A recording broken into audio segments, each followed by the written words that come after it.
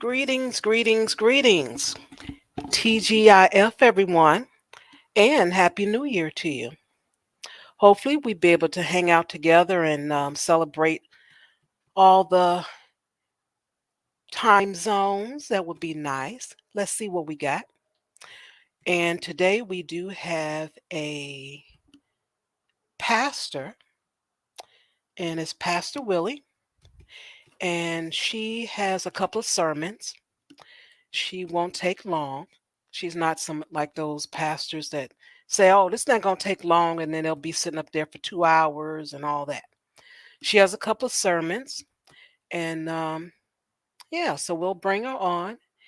And after the first sermon, we'll have everyone to come up and see what they like to discuss of what she discussed, and then we do a little talking, and then we'll go to part two. Now, some churches have the morning service, the afternoon, the evening service, or there's just two services, just the evening and then the late evening. So let's look at it that way. But I hope you guys are doing well. I want to thank you all for tuning in tonight.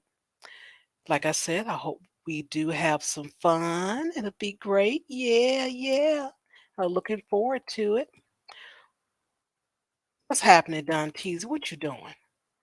What are you doing? I see you over there. I see you. But yeah, I hope you guys has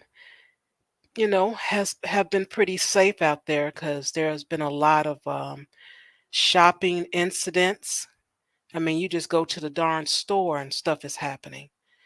And it's just really ridiculous. Um, Carjackings, all of that. And I'm pretty sure it's more than just Chicago because I've seen it in the news of different cities. So um, malls, stuff been going on. I'm like, this is crazy. And I hate to hear that. But this is the world we live in, and people going to do stuff for money and fast money at that. I just hate to hear when a life is lost. You want some fast money, if it's quick and easy to get, no one get hurt, okay, fine. But when people lose their life over something, mm-mm. And then you still run and you didn't get nothing? No, I think it should be double the punishment then. Life, no parole, no nothing.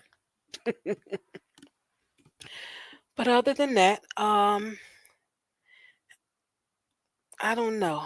I'm kind of suffering with this apartment being so warm. I just gotta pull this humidifier out. I'm probably gonna need two.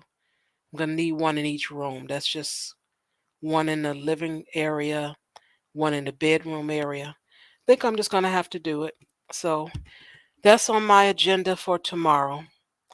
Get that humidifier out, get some distilled water, put that in there, and I bet you I have a good night's sleep. Sinus be nice and open. Oh yeah.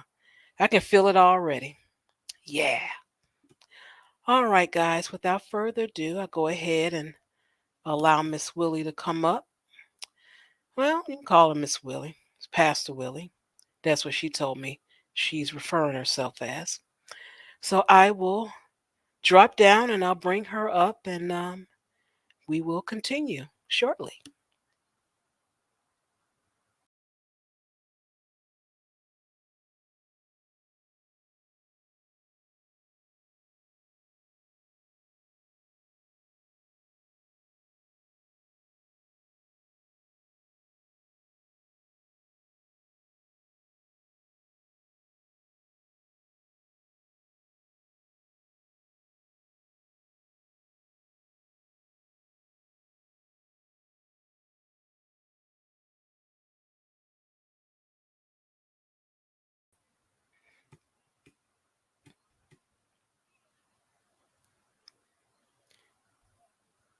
What's happening, people? What's going on?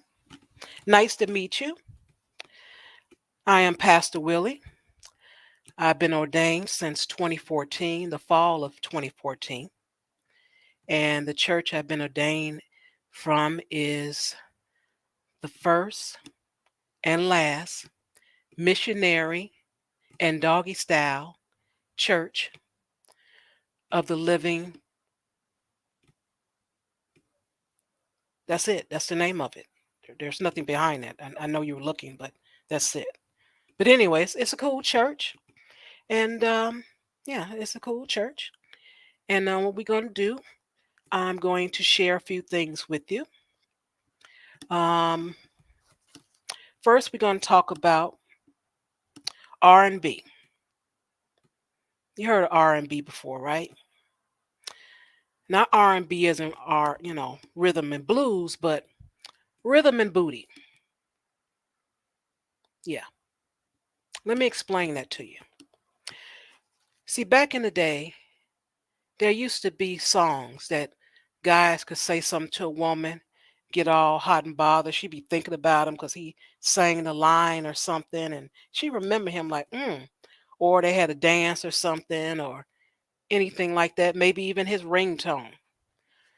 But all that ended in 2002.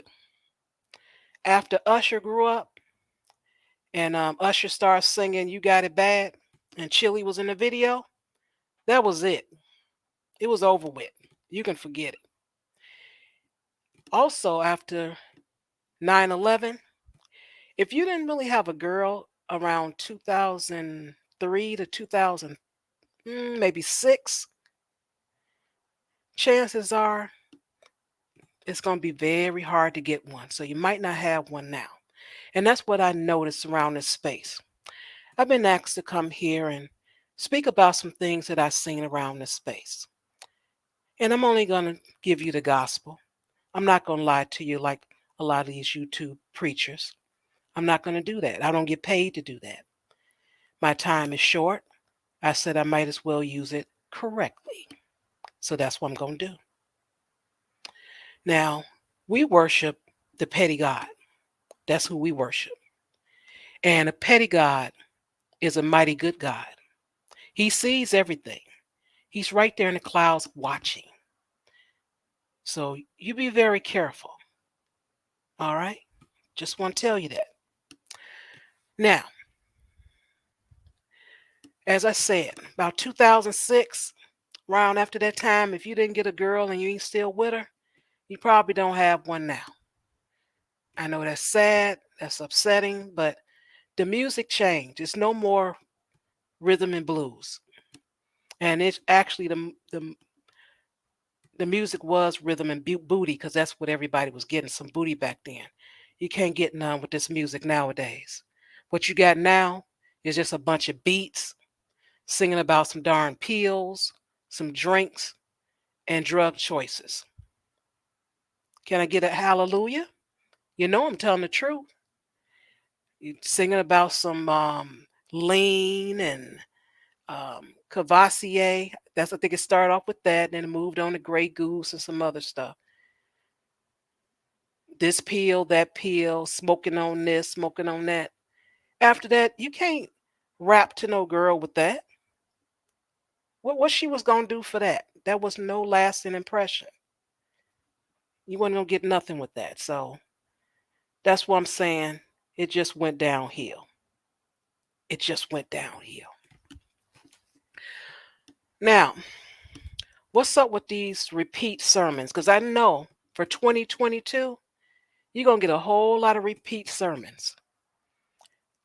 And I don't think people in the space want to keep hearing the same thing regurgitated year after year after year. You know, will black women do this? Will a man do that? What if black women do this? What if a black man do? You know, just the same old, same old. Only thing changed is that's just the calendar. That's it. I want to challenge some of these YouTube preachers and get some new sermons. Get some good stuff. Let me see. What was the last woman that you were with and why did she leave? I think that would bring a lot of views. Can you see that? Can you see a lot of people like, man, oh, he gonna talk about the woman that left him? Oh man, I want to hear that. Guaranteed a couple of hundred people watching. I don't care how small your channel. They're gonna want to see that because people want to hear something different. They're tired of the regurgitated thing over and over, over and over, over and over. Man. And what about, let's see, I'll give you some things to think about because I know you all, you go live 2, 3 times a day, every day, all day. You get a little stale. You don't know what's happening. You don't really know how to think of nothing new. So Pastor Willie is here to help you. So let me help you something. What about why I couldn't convince her to say? That would be a great title. Why I couldn't convince her to stay. Wow. I guarantee a couple of hundred people watching. I'm telling you. Guaranteed. That's all you got to do. Just do it. Let me come up with something else for you. How about her last words in testament as she packed her bags? Clearly, people going to line up for that. Oh, she left? She packed her bags? Man, I want to know what happened. Did you just watch? What were you trying to say to her? Did did she even try to stay? You know, try that as a sermon. Try that for some content for 2022. What about the sweater I was wearing when she said it's over? That's a great one. You know, you got that old Coogee sweater in the back, still looking all fresh. You won't even get rid of that thing. You can't even wear it anymore. It's too small, but you still holding on because you remember her. What about Confessions from the First Lady, Volume 1? Now, that could be an excellent series. You could have her to come on and she can talk more than, one time about the relationship, what she thought about it. We can get it right from her. We ain't got to hear it from you all the darn time. We already know it's his side, it's her side, and then there's the truth. But we want to hear from her. Yeah, we want to hear from her. Oh, I got a big challenge for you. Oh, a big challenge. Now I know it's gonna be hard, but I think you should try it. What about showing yourself on camera just like those guys did when they had their meetup? You know why? So that way you can get an honest opinion about how women see you. And maybe they can give you some instructions and what you could do a little bit different, and things might turn around for you. Have you thought about that? No, you haven't thought about it because that's like putting yourself out there. You don't want it to be about you. You want it to be about her, of course. I know that. I answer my own questions, they say. But like I said, try something new. You should really try something. I'm telling you, you'll get somewhere if you try those things for 2022. If you just keep doing the same thing over and over again, it's stale. Your channel just nothing. The same old argument over and over and over again. People gets tired of that. They do. I haven't even been around here, but I looked and seen enough of this crap.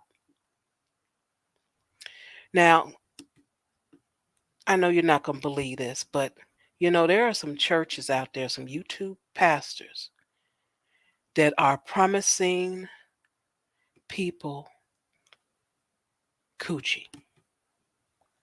Oh, yeah. Like there's Santa Claus. Well, there's actually a coochie clause. I know you don't believe me. I know you don't. So I'm just going to have to show you because I know you don't believe me. So let me show you. I know you don't believe me.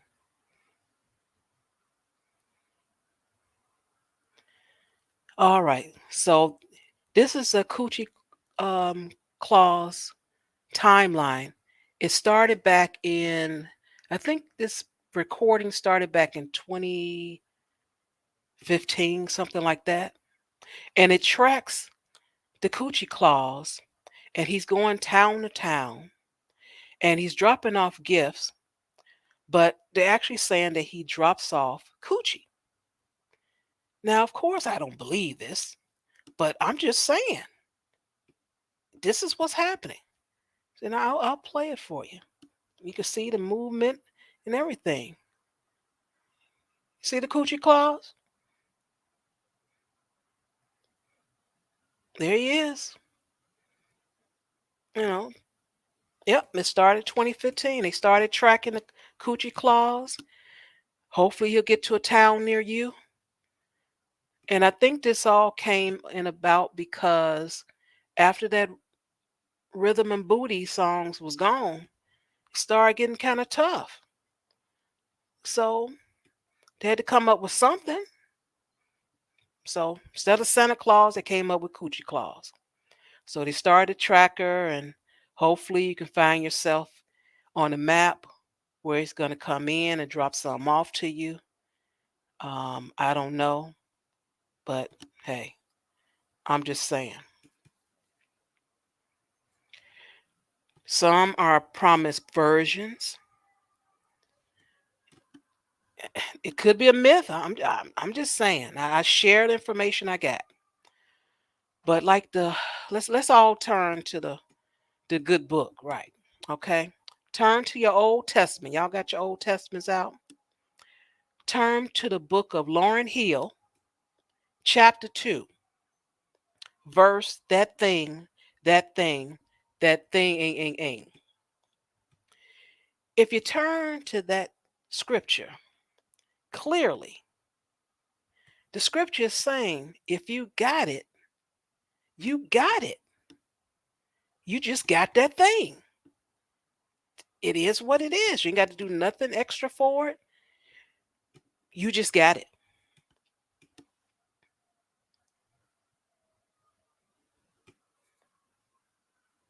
There's some whores in this house. There's some whores in this house. There's some whores in this house. There's some whores in this house. Okay, now I'm told that that is actually a man that just got some, and that's how they celebrate it. It only happened one time in this, since this started in 2015, but hey, I guess 2015 was a good year because it hasn't happened since.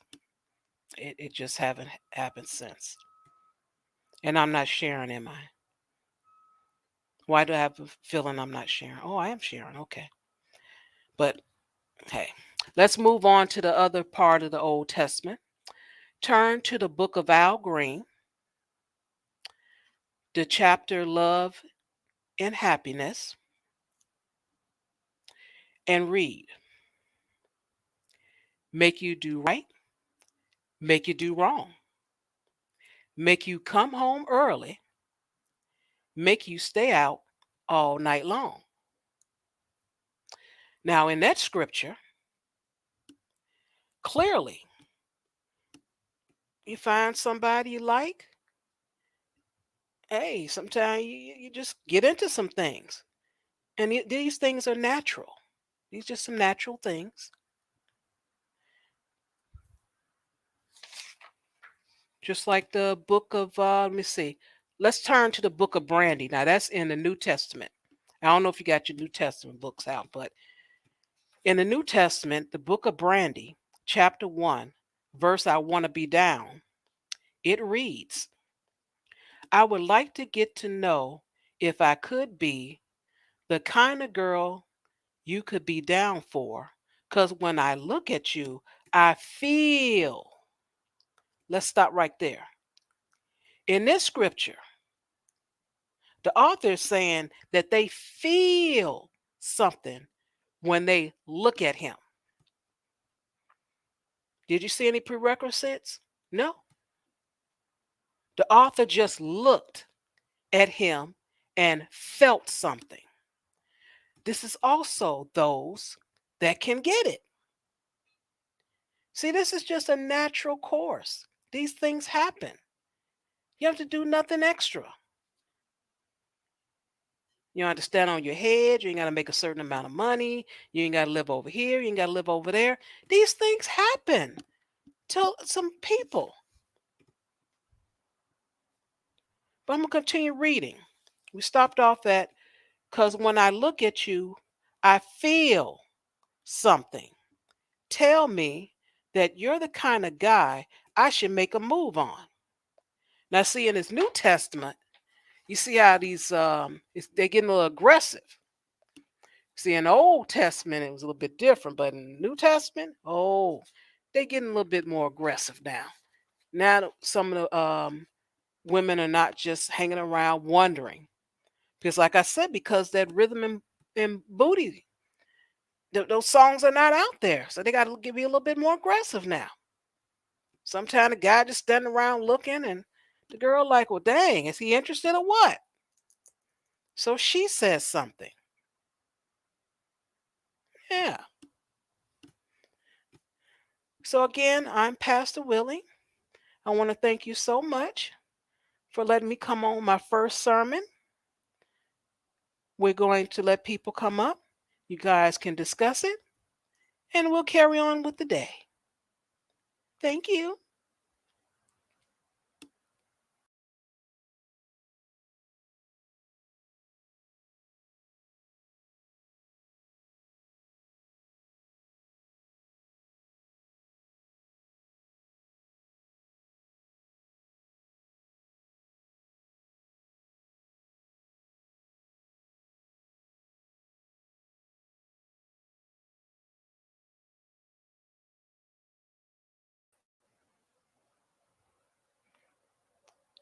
Dags, that Coochie Cam is still going 2019.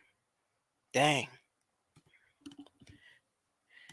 Greetings, greetings. How are you? Hope you were blessed. Oh, girl, I didn't even know I was up yet. Greetings, greetings. Greetings, greetings. Happy almost New Year, I guess, or Happy New Year to some of y'all. Some people live ahead of us, right? So like they live in the future.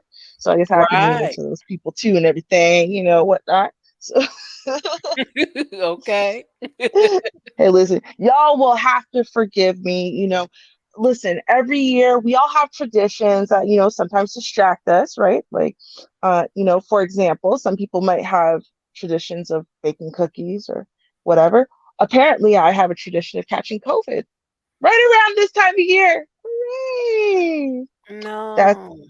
yeah, I know. It's ridiculous though. Like the one healthy person is the person who infected all of us, right? My friend's husband. Yeah, it's great. Yeah. See, it's the most wonderful time of the year, my butt. And see, that's why, that's why these streets have been flooded with people over like the last 2 weeks. Not because they're like me and just are the most unlucky people on the planet. No, it's because it's not the most wonderful time of year. It is like the worst time of year between Thanksgiving and, you know, January 2nd.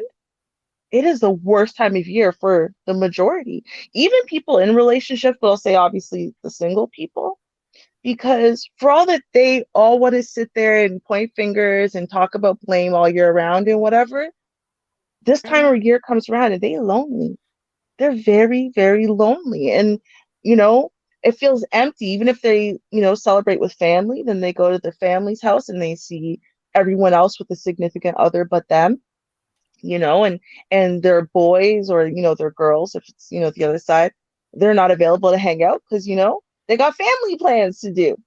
Everyone does, it feels like, except for you. And so, they got to come here and be extra angry and extra repetitive and extra circular because you have to reinforce. And see, this is the thing I had about what Pastor Willie said. I don't think they want the majority don't want to hear something different. They actually want the same repetitive, no solutions nonsense over and over and over again. Because see, Mm. because then, as we know, the repetitiveness doesn't offer you solutions. So if there's no solution, then nothing can change. And if nothing can change, then it can forever not be your fault that you are lonely and miserable this time of year. Right? You don't have to change anything about it. You can just sit there and cry about it and then feel justified because it's not your fault. You're not alone this holiday season while all your girls are out there booed up because of you. No, no, no. No, it's because all dudes ain't shit, right? Likewise with the guys. They're not out there not kissing no one at midnight because of that. No, no, no, no. It's because black women ain't shit, right? And so then there you go, right? That's why they come here. They come here to feel justified in allowing their fear, their limitations, just in general, their lack of knowledge, allowing that to hold them back from finding love and functionality and whatever, right? It's like this is a place they go to feel justified. So they don't want anything to change, right? Like present them the same BS in a new pretty box, right? With the same no solutions. And that's really what they're looking for. They're not looking for new stuff with solutions. No, no, definitely not. But I mean, Mm. otherwise, everything else that Pastor Willie said, I 100% agree with. But I mean, it was just that one part. I'm like, no, they're not looking for anything new. Trust me, they're not. Well, it was a new idea, and I thought she was getting somewhere because at least there are more people watching and more to talk about. But hey, it is what it is. See, but that's scary because if new people come in, Shar, you might get more people, maybe even close to 50% of people who want to hear about solutions, who don't just want to hear the same song over again, who aren't here to just sit there and point fingers, right? And lack accountability, right? Like that is very threatening, right? That's why you got to keep, your echo chamber close and small and limited, and then X out anyone who challenges the echo chamber rhetoric, because you cannot risk the majority taking accountability and then making positive changes, and then those positive changes changing their life in a positive way, and then them coming to talk about how, hey, if you just make these changes, you can get yourself a good one. I got myself a good one. No one can risk that, Shar. They are good. They don't want a lot of people. They all want to share the same 10,000 people. That's what it is. Let's be real. Welcome, ladies and gents. How are you? Hello. Hey, Shar. Hey, Ruby. Hey, Jack Spade. Hey. Thank you for having me. Anytime. Well, Always a pleasure. you know what? I just think that what I've encountered in this space is a lot of disgruntled people. And the reason they're disgruntled is always someone else's fault. The finger's always pointed at someone else. Oh, she didn't want me in 12th grade, or he's a terrible boyfriend or a terrible husband. It's like, can we stop the finger pointing? When does one look at oneself and say, you know what? I was a participant in this relationship or so-called relationship or whatever you want to call it. And how do you account for the things that you did? It's not always someone else's fault. Now, I do realize that sometimes we do encounter people who are less than genuine. That's very, very true. You're going to come into contact with those people all the time. So when you come into contact with someone who's less than genuine, do you keep pouring water into that bucket? Or do you say, you know what? My water is way too damn valuable. I'm going to hold it back, and I'm not giving anything more to this, wasted, beat up ass bucket. I mean, at some point you have to know when to fold, and get out of it, rather than drag yourself through this, melodramatic tragedy. And then at the end, when it doesn't work and you knew it freaking wasn't going to work, you're going to point the finger at someone else. We're not talking to 12-year-olds in relationship. We're talking to grown ass people. Take responsibility for the direction that your life is taking and quit making it everybody else's fault. That is truly what I hear when I come onto YouTube. Everything is every freaking body else's fault. You had no choice in the matter. You were just picked up, treated horribly, and just thrown to the wolves. It's like, give me a break. When you got to take some accountability. When you come into contact with someone who, like I said, is less than genuine, how long do you stay? 5 years, 6 months, 12 years, 27 years? For every person, it's going to be different. I don't think there's anybody up here that's not, had a bad relationship. It happens because guess what? People are human, and guess what? We're all flawed. But when you come into contact with someone who's super duper flawed, what do? You try to work it out? You try to make that work? Or do you say, you know what? I'm going to cut my losses and I'm going to, move on. I think, that's where the bitterness comes from, is because you expect another person to make you happy. Where's your self-care? Where's your self-happiness? Were you not happy before you met this person? Okay, I'm gonna cut it Nope. there. But if not, I can go on for an hour. I could go for a freaking hour. But it's Yeah, like, I'm gonna say come no on, though. people, No. let's just be adults. It's like, get the hell out of here. I am so sick of hearing people complaining about what the hell somebody else did, or I can't do it because he did this, or I can't do it because she said this, or she's doing this, and I don't have any control. Yeah. It's fucking Mhm. 2022. We're coming into. Grab your balls, grab your tits, whatever it is, hold them together and take some responsibility for your life. And stop blaming everything on everybody else. Mhm. Period. Thank you. All Peace out right. now.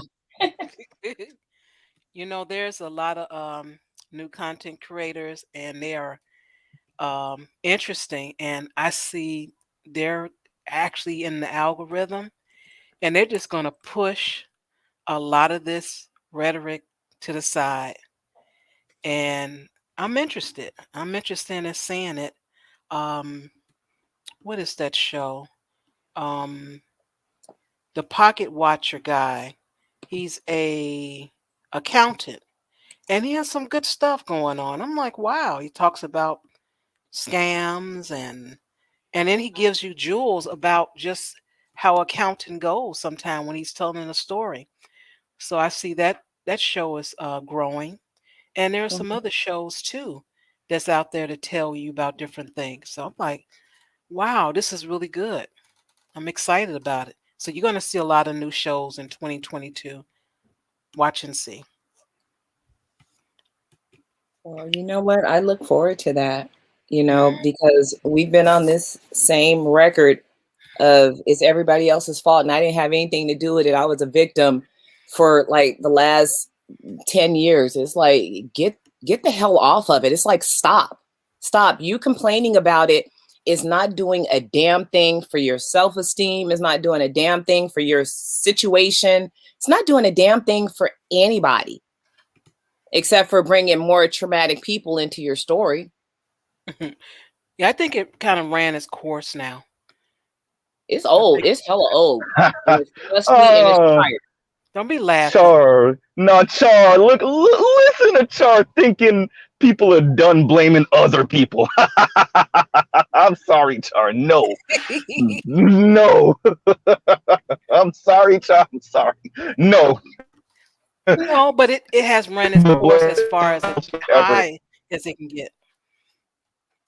You're gonna get less views Maybe, though. possibly. People are tired Yeah, of it. I agree But with that. how are you doing? I agree. Good, and you. Thank you for having me up. What's going on, Vonda, Miss Vonda, Ruby, Jack? What's going on, Salutations. y'all? Hey, Mr. Z. Happy New Year. You know, Happy New Mm, Year's. I agree with Ruby. I agree with Vonda. But the I'll just put a caveat. There's a difference between accountability and blame. And what I think the best you'll get from people is they'll take the accountability, but they'll shift the blame to someone else. And this is where people get onto their moral high ground and their moral pedestal. Yeah, I did that, but I did that because you did this, right? So the blame is still with the other person. They're taking accountability for their actions. That's I'm saying the best of us, right?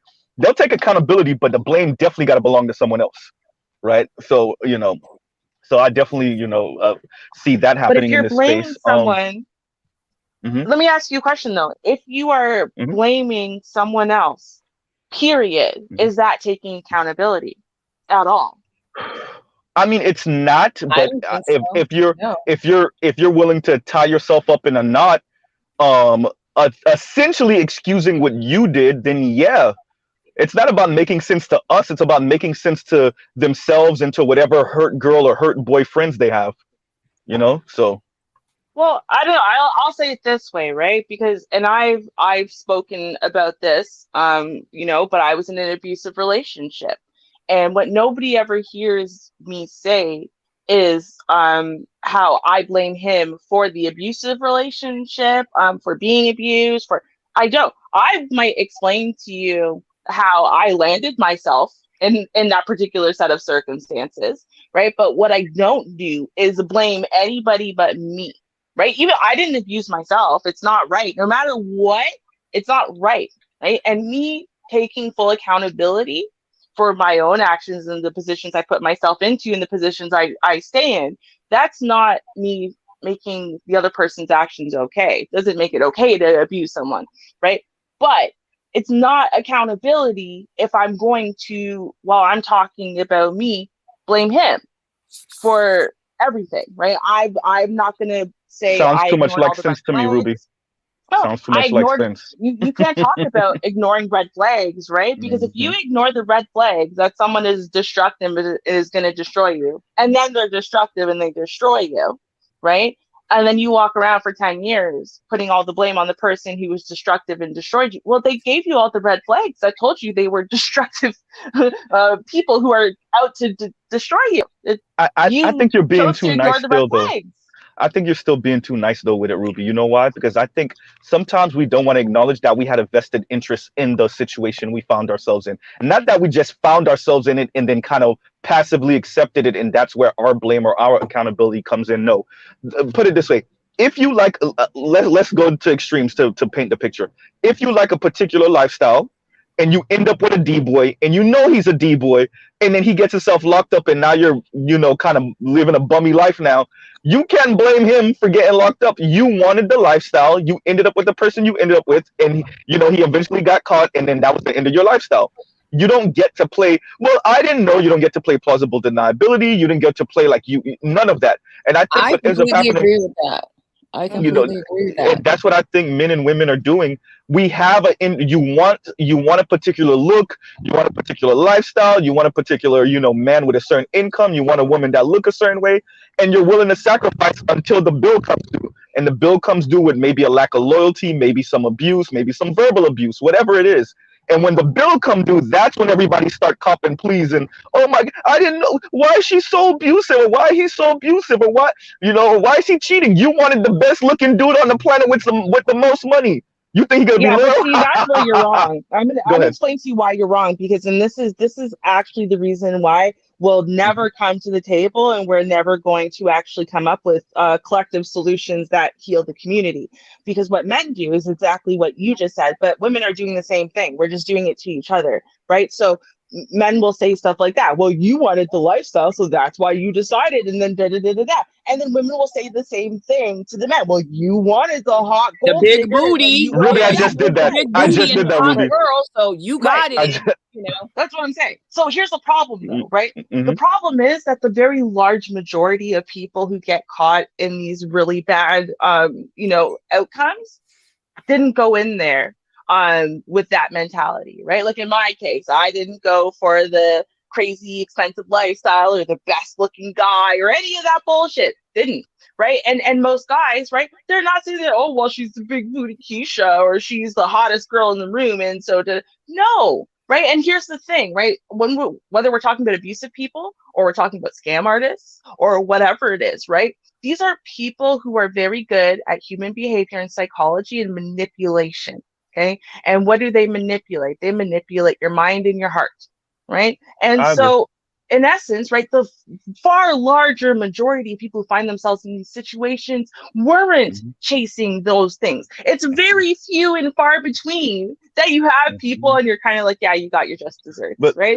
Ruby, did you Ruby? no, but Ruby, did you miss the part where I preferenced it by saying let's talk about the extreme so we could paint the picture?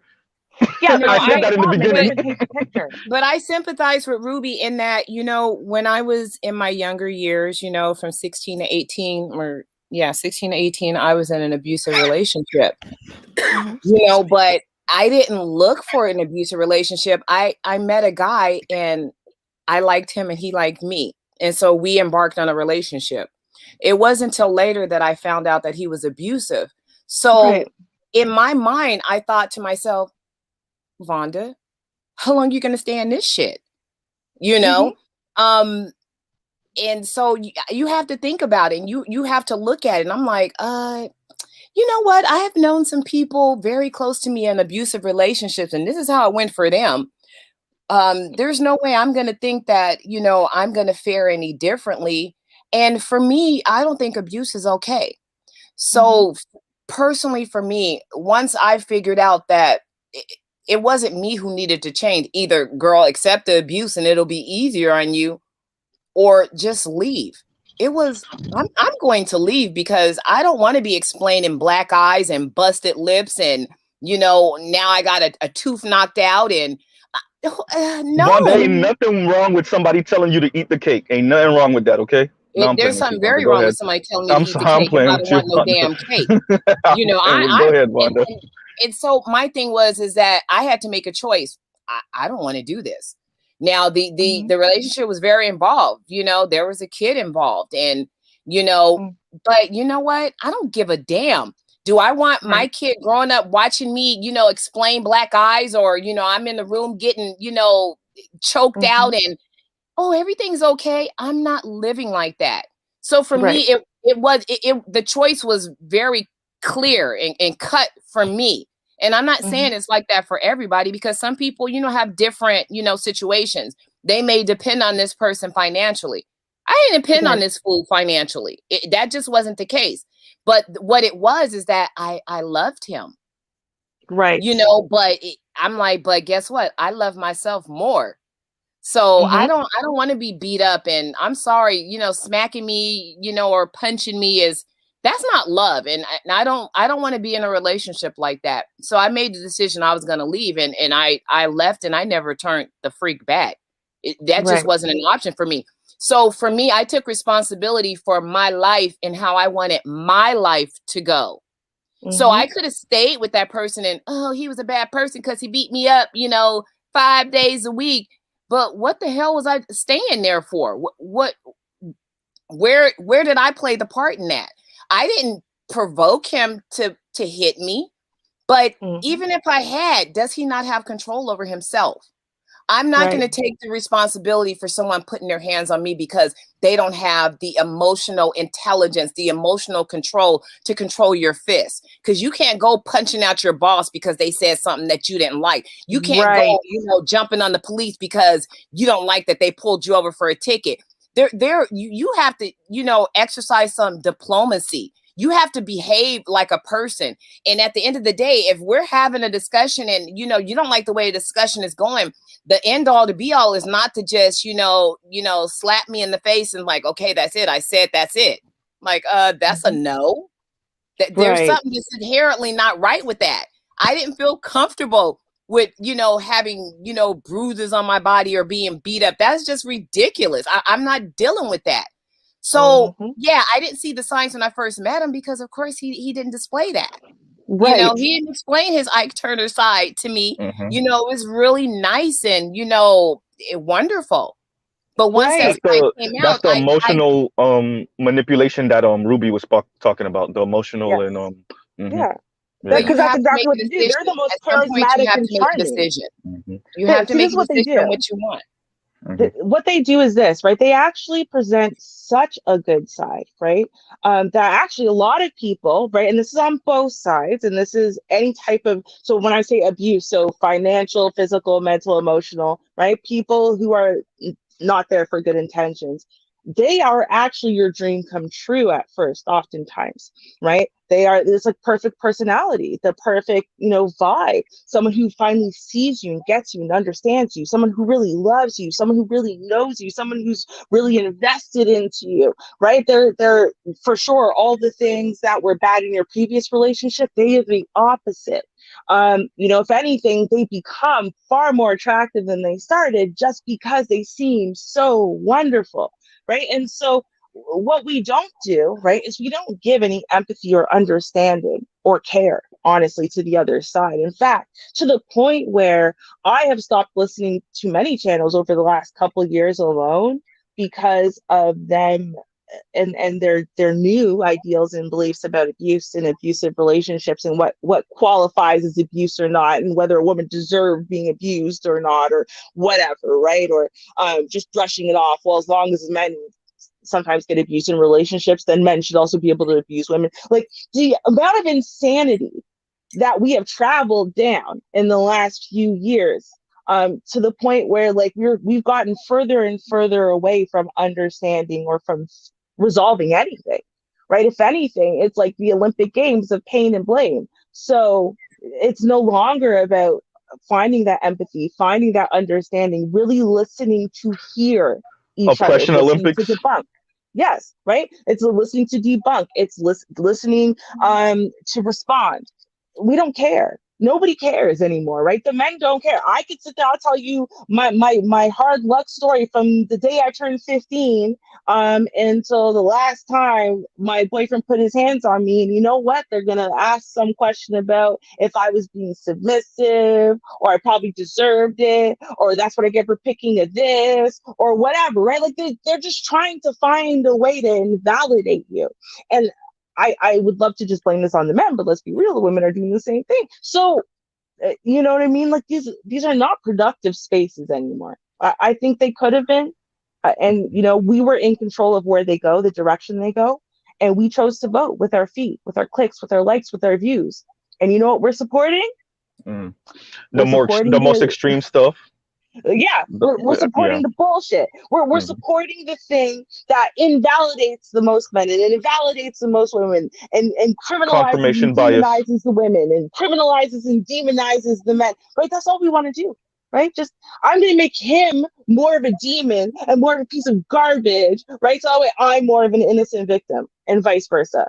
Right? Well, men, But you want to know where that comes from? That comes from, you know, you as a person or that person not working through the trauma or the whatever went on in that relationship. Because, you know, as a woman, you know, I'm not bitter. I'm just like, damn, I'm glad I got out of that shit. That's the way I feel. I'm like, whew, I really got the hell out of that.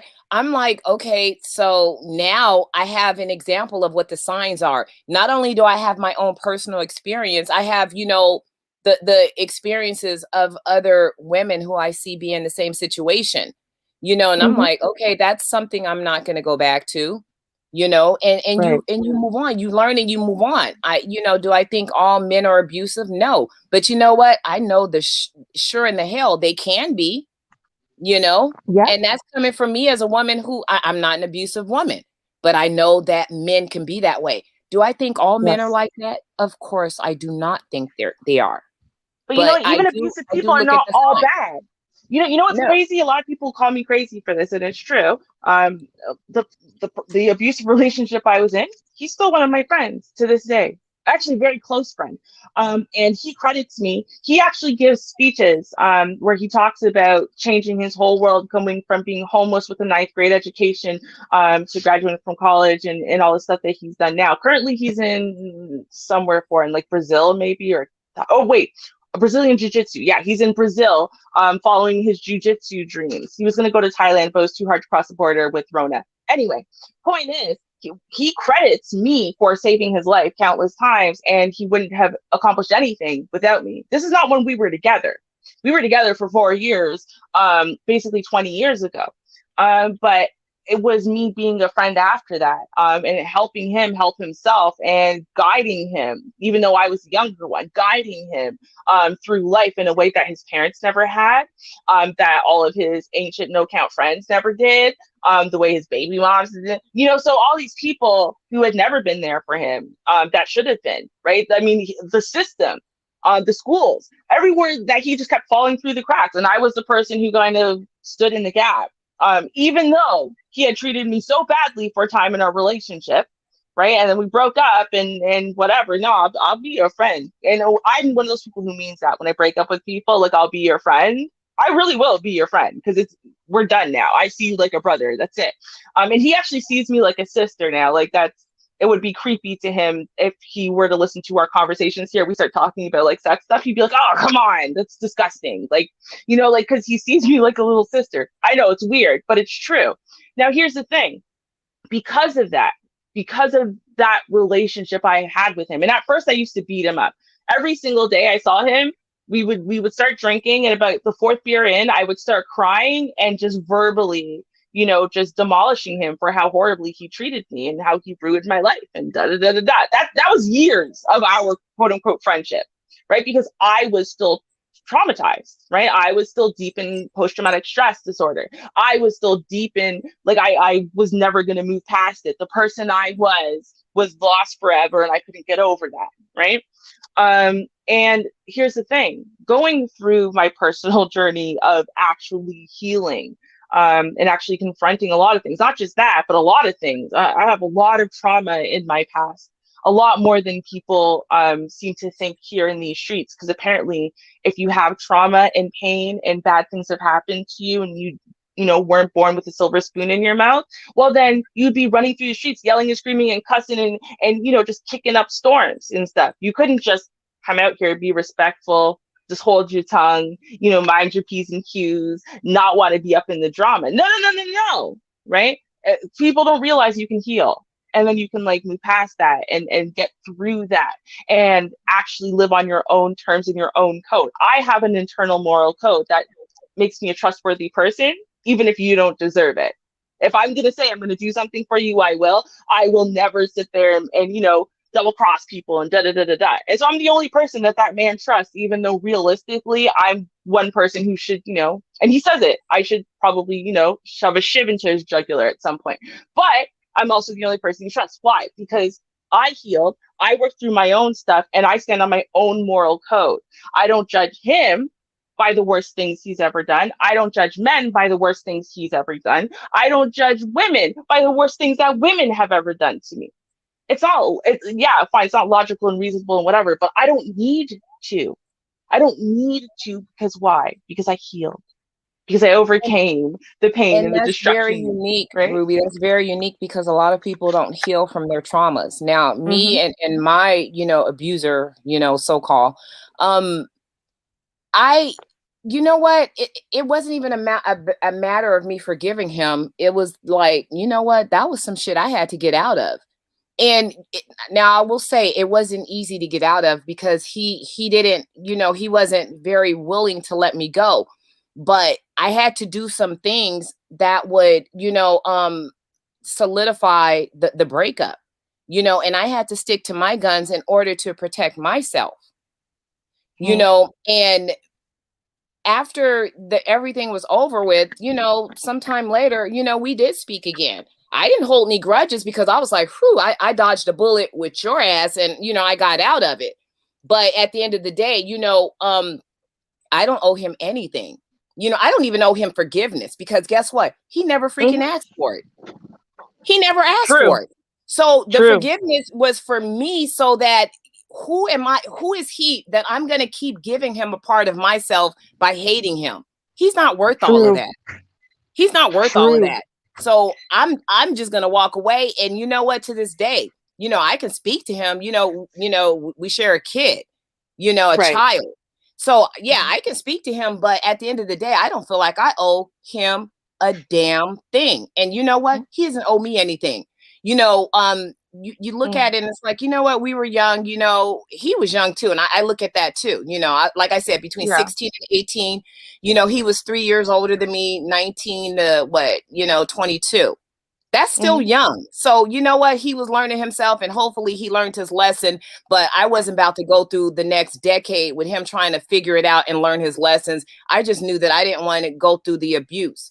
But I did want to touch on to what the Gold Professor said. You know, his question was, you know, why is it that the vast majority of women go to he abused me, you know, when it comes to relationships that stop working? You know what, Gold Professor, nobody can answer that but those women. You know, and basically, if there are a vast majority of women who are saying that, it's very possible that those women were actually abused.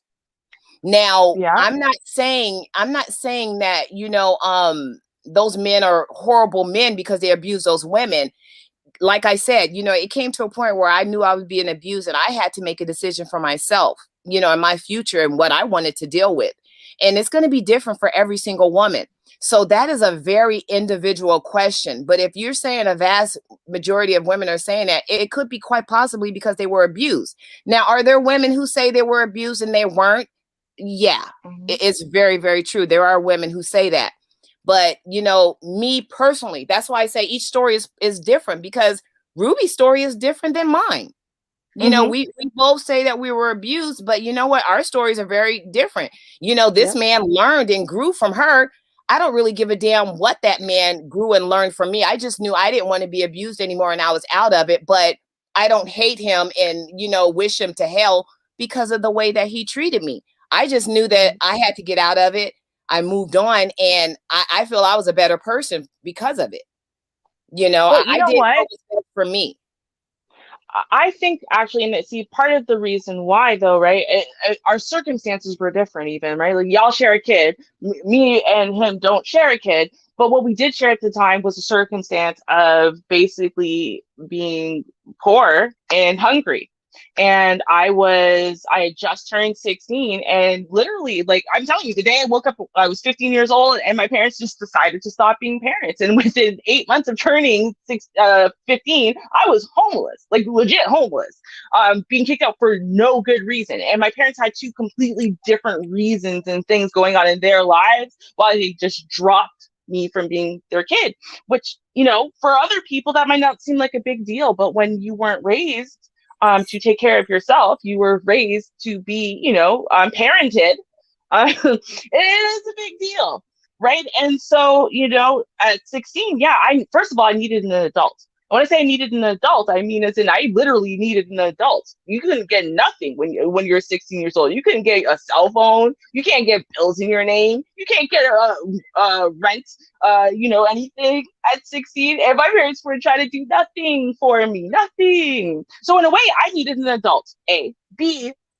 He was experienced in being homeless. He had been homeless before, and he knew what it was. And so for all that, there were these terrible things that had happened. There was also the non-terrible things that happened, like when we'd go to his mom's house every Sunday, and she knew we were coming, but she refused to cook extra food. So there would always be like just enough to scrape together for one plate. And then he would make me eat first. And I couldn't just eat half of the food. I had to eat until I was full, even if it meant he didn't get food, because he thought I needed the food so I could go to school and learn, because I was so smart and talented and blah, blah, blah, blah, blah. So it was a very complicated scenario, right?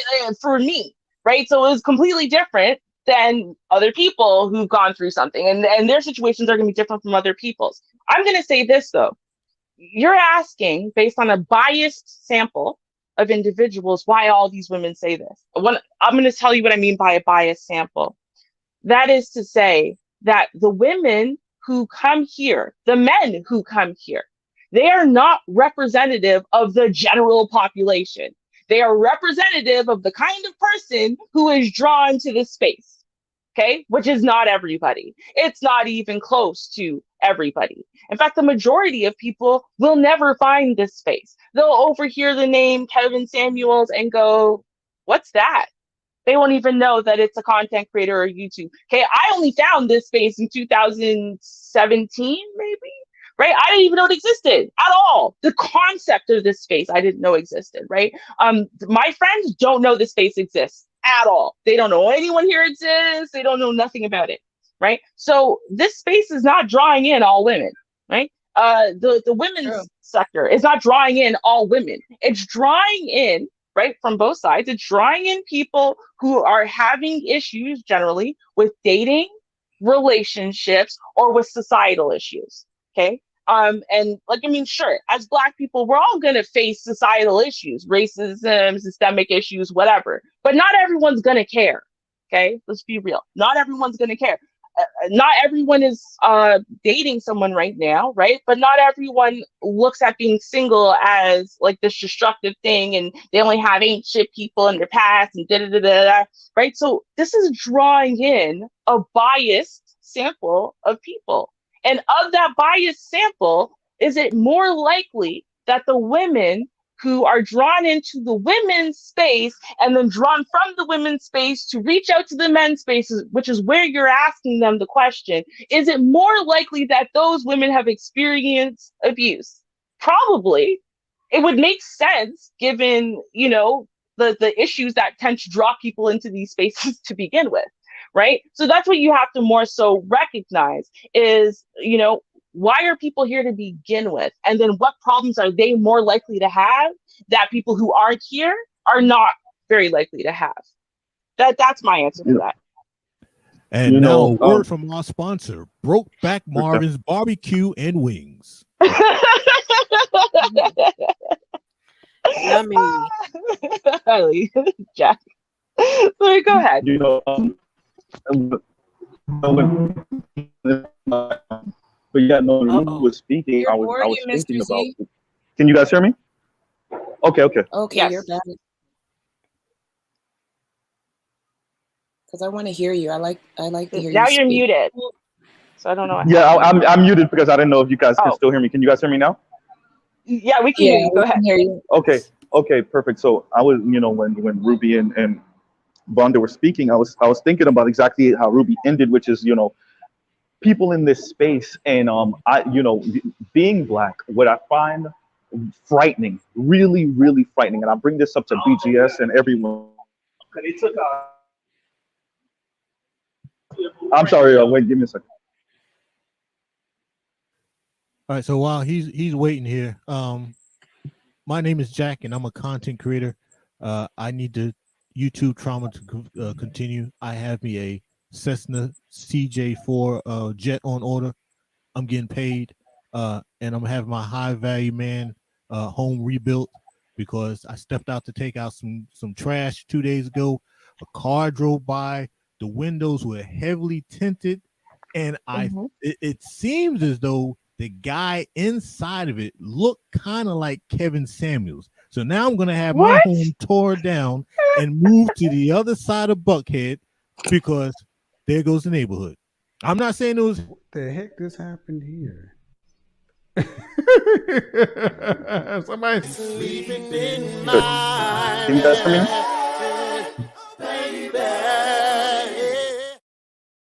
So now I'm moving my high value man from this side of Buckhead to the other side of Buckhead. That's all I wanted to say. Oh, like I said, folks, go check out Brokeback Marvin's Barbecue and Wings, bruh.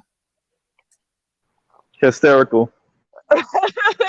You know, I went to, what I find frightening, and I see this, and I talk to BGS about this occasionally, is people's anger and rage towards opposite sex, in the black race in particular, is so great that they're regurgitating anti-black talking points. And me and Ruby had kind of touched this before, this PK. It's like black people are so. No, you're bored, gang. You're starting to Pretty board, hard. Mr. Z. Better. Okay.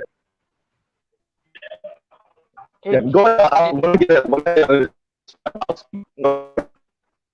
All right. You try to fix that Cricket Mobile issue. But, you know, I just wanted to say, and I'm not sure why it is that we're doing this Gold Professor. I'm wondering, because I've heard a lot of women, personally, I have heard a lot of women actually say that no, they were never abused. They never had that in their past. And I'm talking about in this space. So what I want to know is, do you think maybe, Gold Professor, that you're suffering from a little bit of confirmation bias, where you might have heard a content creator or two mention that every woman seems to say it, and then so you're more likely to pay attention to all the examples of the times that women have said, I was abused. And then also, of course, all of the content creators review all of the footage where the women say I was abused. So then it seems like there's way more examples out there. And then, you know, you're less likely to take note of all the times that women said I was never abused. Nope, never happened to me. Do you think maybe there might be some confirmation bias there? Just wanted to ask that out to the crowd over there. Well, you know, concerning abuse, I know I'm about to start some shit now, but hell, it's almost the end of the year. We've got to really take into context. Oh shit, never mind. I'm not even gonna touch it. Y'all keep going. No. Don't run away now, Mr. Spade. Nah, Break it down, Spade. Break it down, Jack. Don't you dare. Mm-hmm. Nah, I'll do it on my channel. That's okay. Continue on. What do you think is gonna happen? What kind of experience do you have on panels with women that you think that everything that you just say, we're gonna have a whole meltdown? Yeah, we just say I agree, I disagree. This is why I disagree. This is why I agree, and that's pretty much all we'll do. Now y'all know I love to stir up trouble on people panels, and I do know my limit. I thought about it. Nah, I'll do this one on my channel. That's okay. Okay. Well, All right. I'm just gonna say this.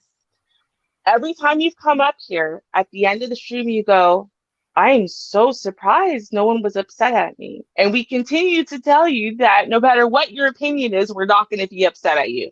So I'm just saying, it's almost the new year, right? We could leave it all in 2021. You could just challenge, just push toe the line a little bit and see if the world explodes. That's all I'm saying. That's all I'm saying.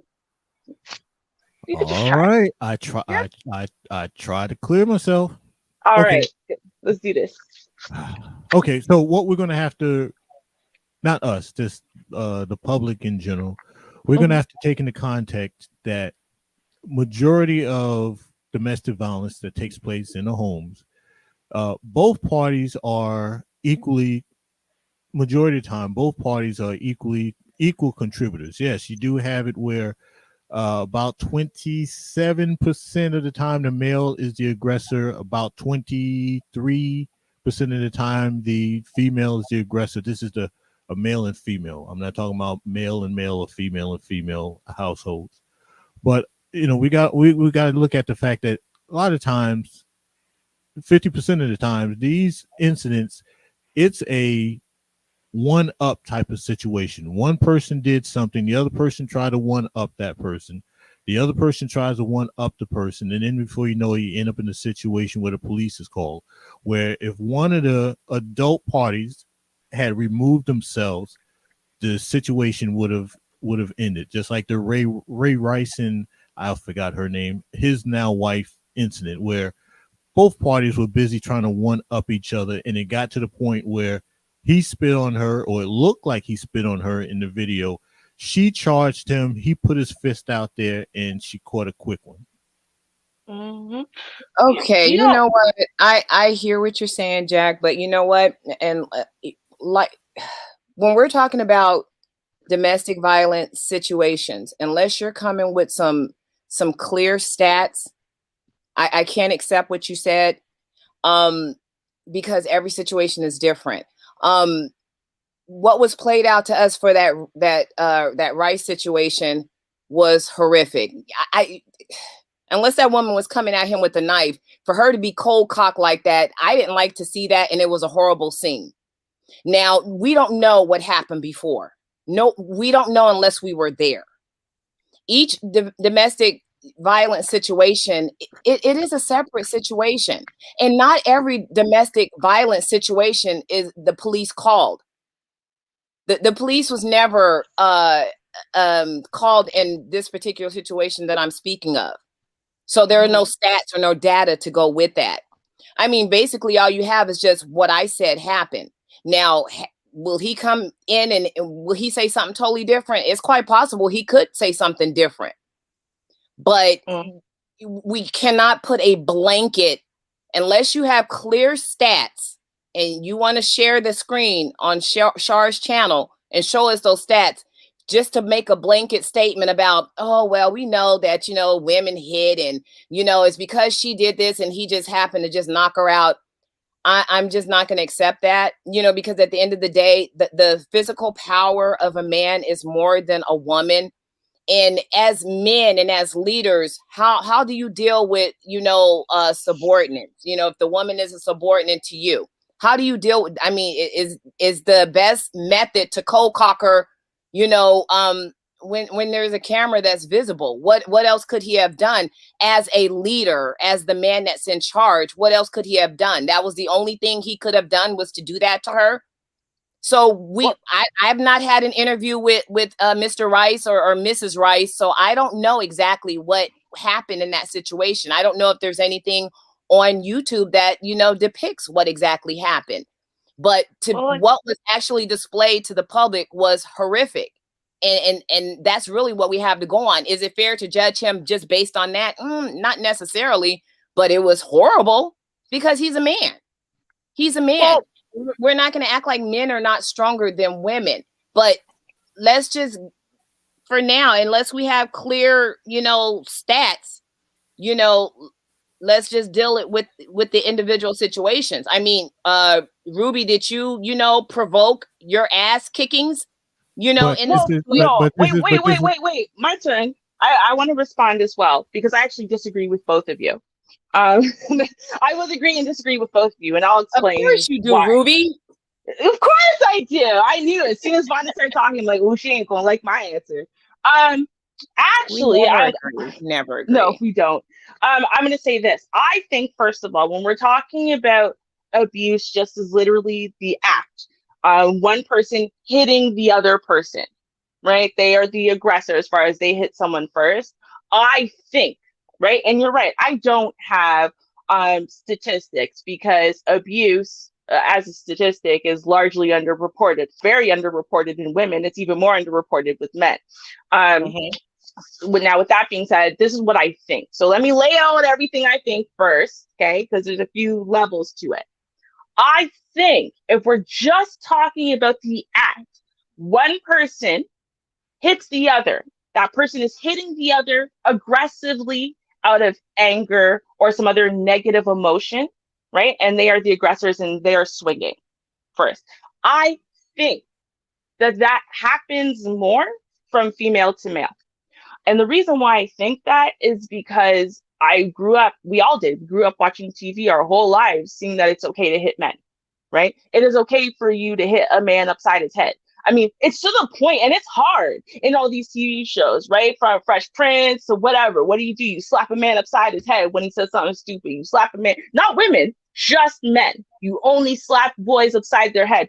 Women, when they're angry at a man, what does she do? She beats on his chest. A woman, when she's insulted by a man, what does she do? She slaps him across the face. Right? These are all things that we were conditioned from media. Even if you didn't see it in your own household, we were conditioned by media to tell us that these were acceptable things for women to do to men in these scenarios. Right? Why? Because she's just a woman, because she's so much weaker than him, right? And he's built to take a few punches. So therefore, it doesn't actually count unless you could actually really, really hurt him. Right. And so because we were conditioned to think that off the bat, I think that that type of casual abuse, right? And that's what I call it, it's casual abuse. Are you sitting there like, oh, I want to beat him black and blue today? No, but where you're swinging a hand or a fist and you're dismissive of it afterwards, like it's not a big deal just because he didn't bruise or just because it didn't cut something open. I actually think that that is probably the highest incidence of all. And it's especially high because men are trained to not only not retaliate, right, but to not even address it. Like, because if he addresses it, then he's a punk, right? He's a wimp. He's weak. When it hurts so bad, like she's just a little girl, right? So I think that, first of all, we have that issue. That's the first thing. The second thing is, though, right? And I think that this is a big problem I hear being brought up by the men a lot. Men keep bringing up mutual combat situations because we really like to equate ourselves to the bottom 10%, right? As in the loud minority. And so because we see mutual combat situations so much, right? Because there's been a spotlight on normally drunk women who think it's okay to just swing at whatever man, and then be upset when a guy hits her back because men aren't supposed to hit women. It's overemphasizing the presence of mutual combat when the reality is, if you're born and raised in a household where mutual combat is a normal thing, then you might become conditioned to think that that's what love looks like. And so, therefore, water seeks its own level. You're going to look for mutual combat situations. You're going to look for a man that thinks it's okay that every time you're hurt or angry, upset, or whatever, instead of using your words, you swing because he does the same thing. And you don't feel like he really loves you unless he swings, right? That is actually the minority of the cases on either side. Right. I think the majority of cases, when we're talking about whether it's women being abused or men being abused, right, is one person who's not typically aggressive physically, right, would definitely never swing on, their significant other, and a person who, for whatever reason, will. And so it's not a mutual combat situation. It's not a situation where they were trying to push a bunch of buttons to try to elicit this response, right? It's an abusive person who does not have appropriate coping mechanisms, who instead of using other coping mechanisms, they think it's okay for them to basically take all of the feelings that they feel, hurt, insults, sometimes inferiority, stuff like that. They think it's okay for them to change that into something that feels less threatening to them, right? Which is projecting it onto you, and then making you the symbol of all those negative feelings, and then to, punch at it. So I think that that's more so what we're really looking at. We're more so looking at, when we're talking about abusers, we're looking at people who are looking for prey. When I've talked about this, the predator prey scenario, the friend that I told you guys about, he told me to my face, that's exactly what he saw on me, prey. That's what he spotted me out in the crowd, and he said, that one.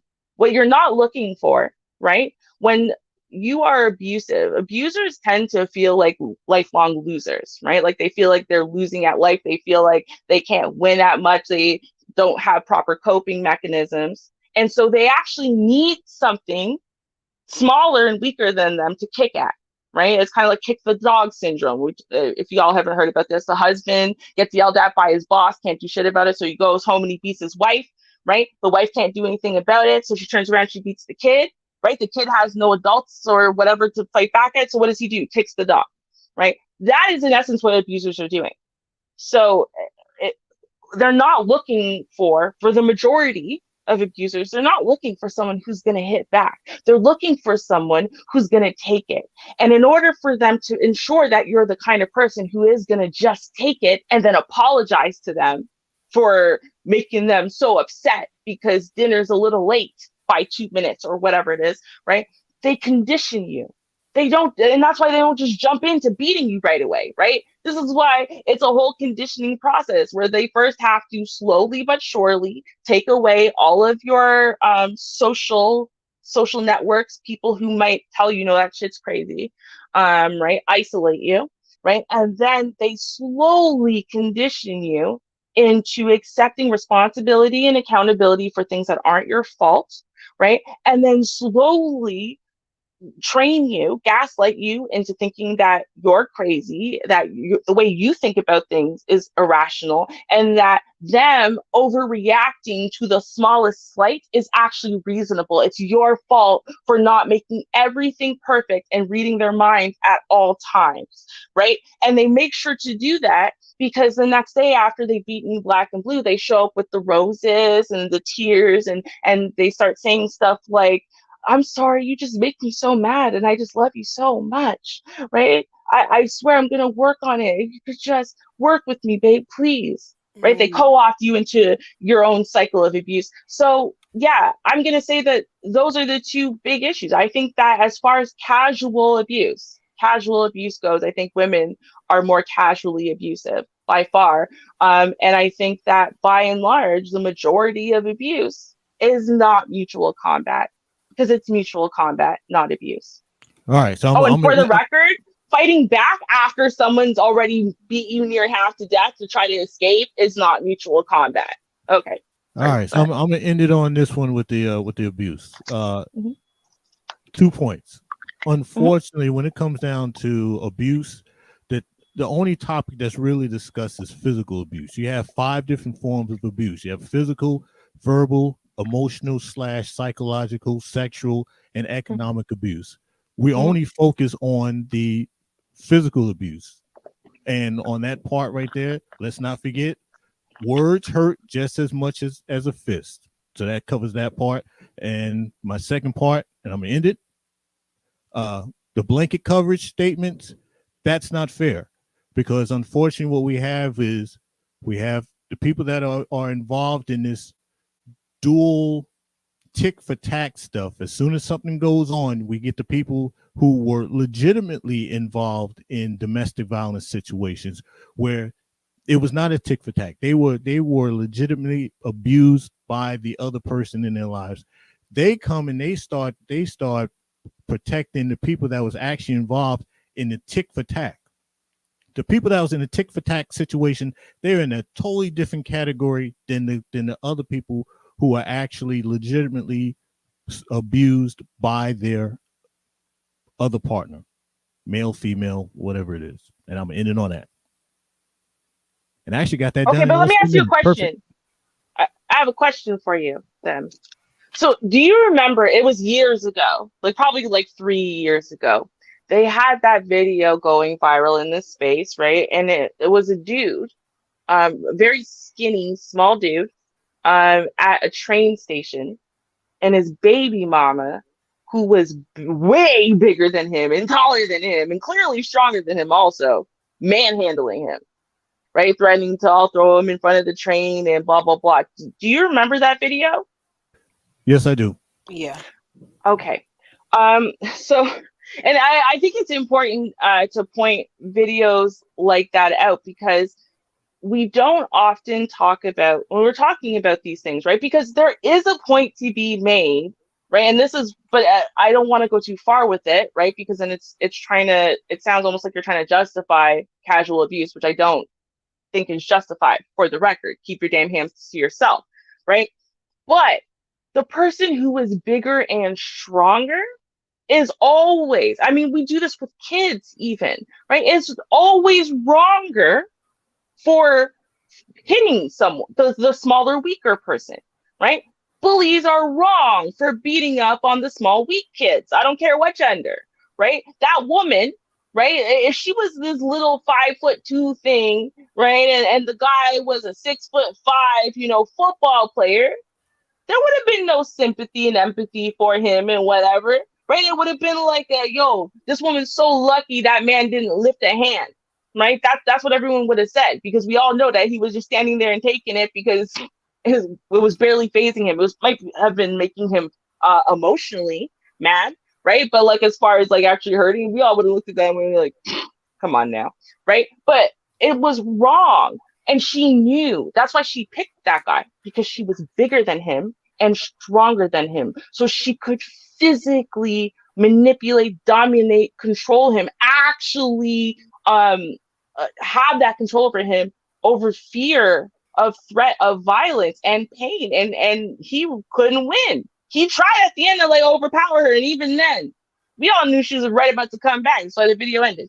Like, we have to recognize, right, that there is something to be said for how much damage someone can do, right? And so if you're the bigger, stronger one, we're always going to see you as the wronger one. And it doesn't matter what gender, and this is your whole entire life, right? My baby sister trying literally to rip my hair out of my head, and me nicely unfolding her fingers from my hair. And she started screaming and crying like I did or something. And then I explained the situation, and they told me I was being wrong. I should just let her try to rip my hair out of my head because I'm 10 years older than her, right? Because she's this teeny tiny little baby. Come on, how much could it hurt to have your hair ripped physically out of your scalp, right? Yeah, but that's what they do, right? And I mean, there is something to be said about that, right? Like, if a 6-year-old decides they're going to physically attack me, is it reasonable for me, after they hit me a couple times, for me to turn around and knee them in the face? No, it's not, right? Like, it doesn't matter if it's my kid or someone else's kid. It comes down to it's wrong. Why? Because they are weak and pathetic, and them hitting me is making me mentally and emotionally angry, but it's not hurting me. I don't have to stomp on that kid for 5 minutes to protect myself, right? I'm just, at that point, I've lost control. I'm wrong for kneeing that kid in the face. I'm wrong for, punching this kid flat out in his face and knocking him out cold. I'm wrong for that, because he's a kid and he's not hurting me and he's not a threat to me. He just made me mad because he put his hands on me and I don't like it. I want to show him who's boss, right? That's also messed up. So I think we have to evaluate that. The bigger, stronger person, they literally have the ability to do something different, right? I remember once, my ex literally just held me still. Like, I literally physically could not move. Could not. If you paid me, I could not have moved my arms or he had me held dead ass still. That's how much stronger than me he is, right? So, given that, if I want to swing at him, right? I'm not saying I do, but I'm saying if I wanted to swing at him and his response was to beat me within an inch of my life, was that a reasonable adult response, or would a more reasonable response have been to hold me dead ass still and call the police on me? Do you know what I mean? Like, I think we do have to evaluate that. And we can't just brush it off and pretend that the fact that, our strength levels or our sizes are different, and therefore we should be treating that differently, because whether it's assault or reasonable self-defense and using reasonable force given the situation, you actually have to evaluate those factors to say whether or not your response is reasonable or not. Right, but here's the problem with that. Unfortunately, too many times society is expecting the bigger person, the larger person, the male normally, to show more restraint than the smaller, weaker person, which is normally the female. And that's not fair, because if you're hitting on somebody, you're verbally abusive to a person, you're emotionally abusive to the person. That doesn't give you the right just because you're smaller than the other person. And the Ray Rice situation, it was a tick for tack.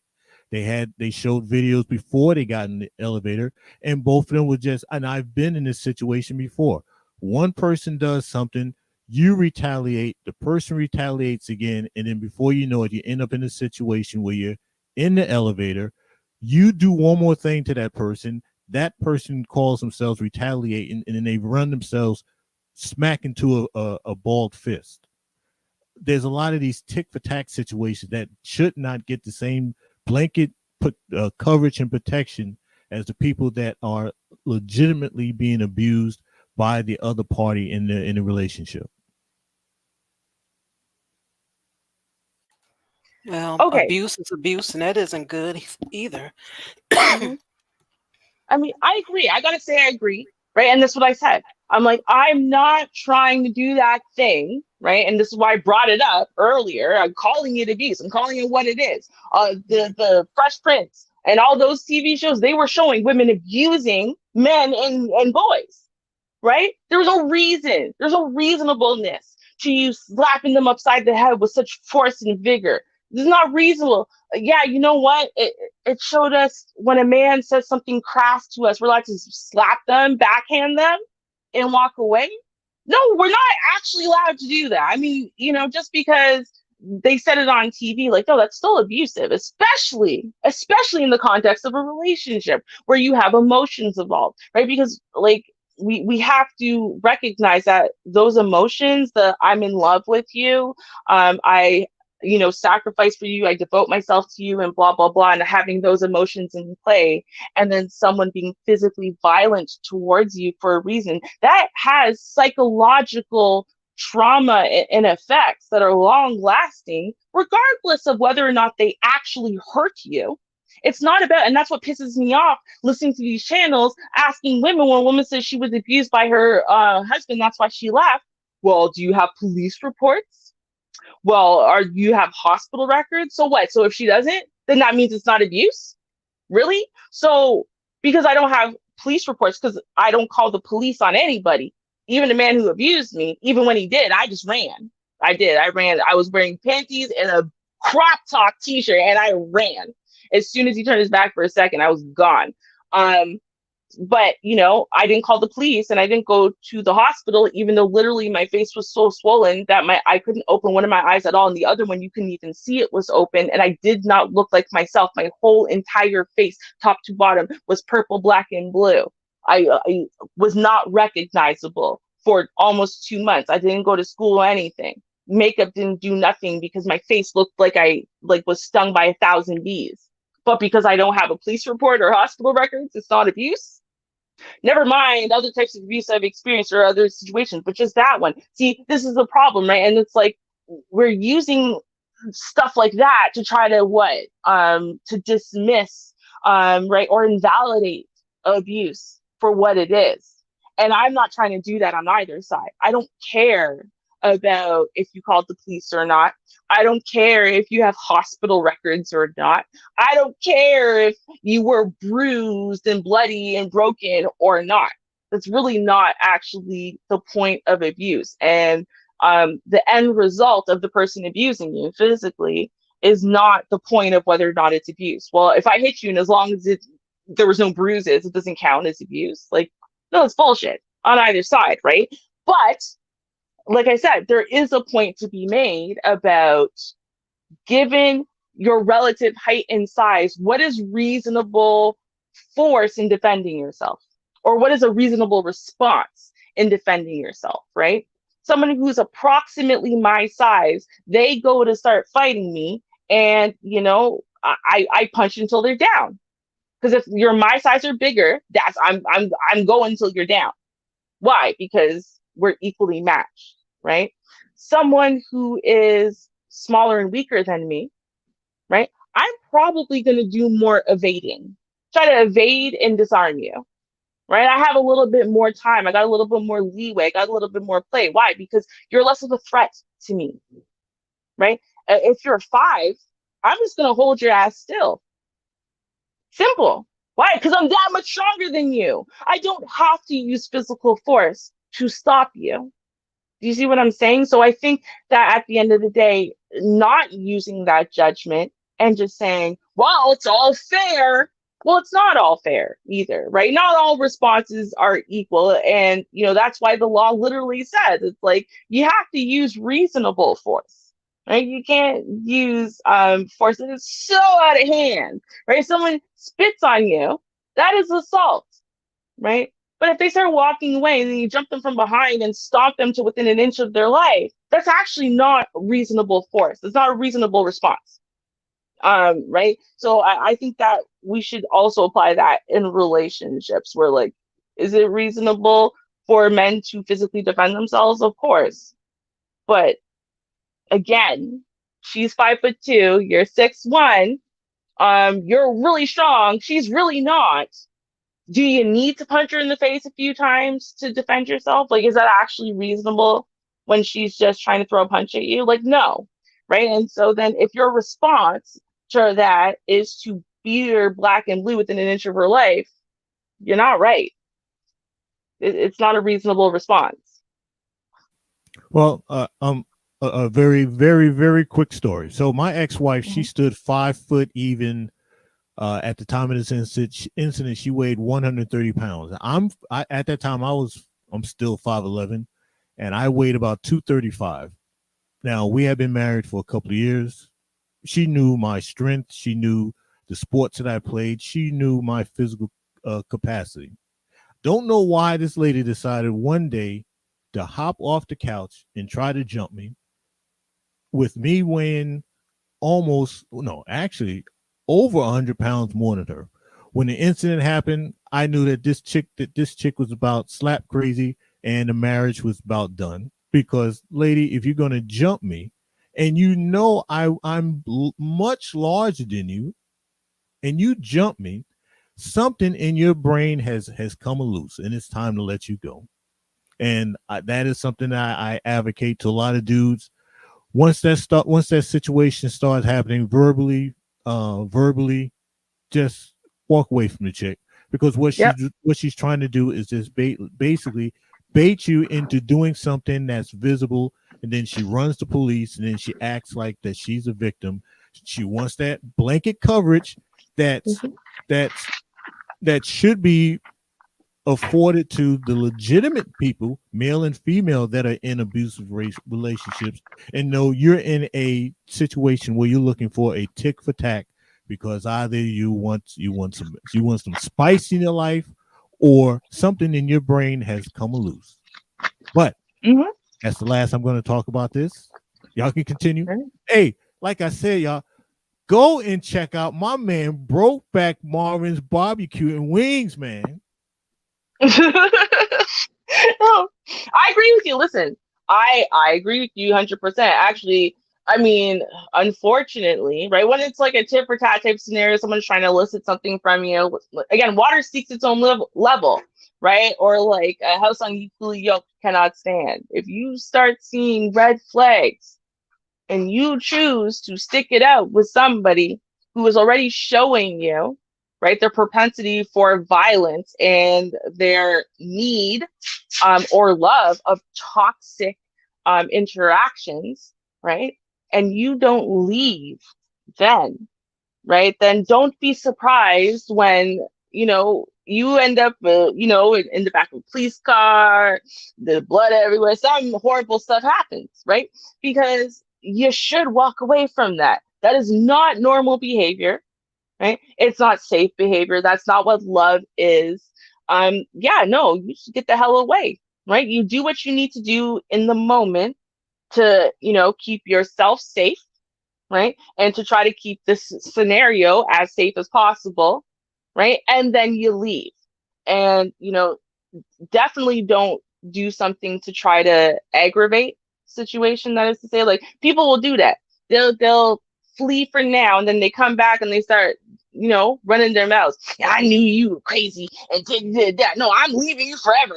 Well, what do you think is gonna happen? Now she can go down to the kitchen and go grab a knife and then threaten you to make you stay and da da da. Like, no, you don't go being crazy with it, right? Just extricate yourself for now, right? And then as safely and calmly and rationally as possible, you bring you some witnesses, police, whatever it is that you need, and get your stuff out of that house and go be elsewhere. Because it's not a safe place for anybody, right? Right. But that's accountability, though. You're going to stay with an abusive person, right? Someone who's toxic and psycho, and then let that continually re-traumatize you over and over again. You end up going to jail a few times over it, even though you still haven't swung, right? And then you're going to come up in here and say, all these bitches be crazy. Well, no, but you haven't been with all of these chicks. You've been with this one for 5 years. Why are you staying? Get the hell out of there. Run.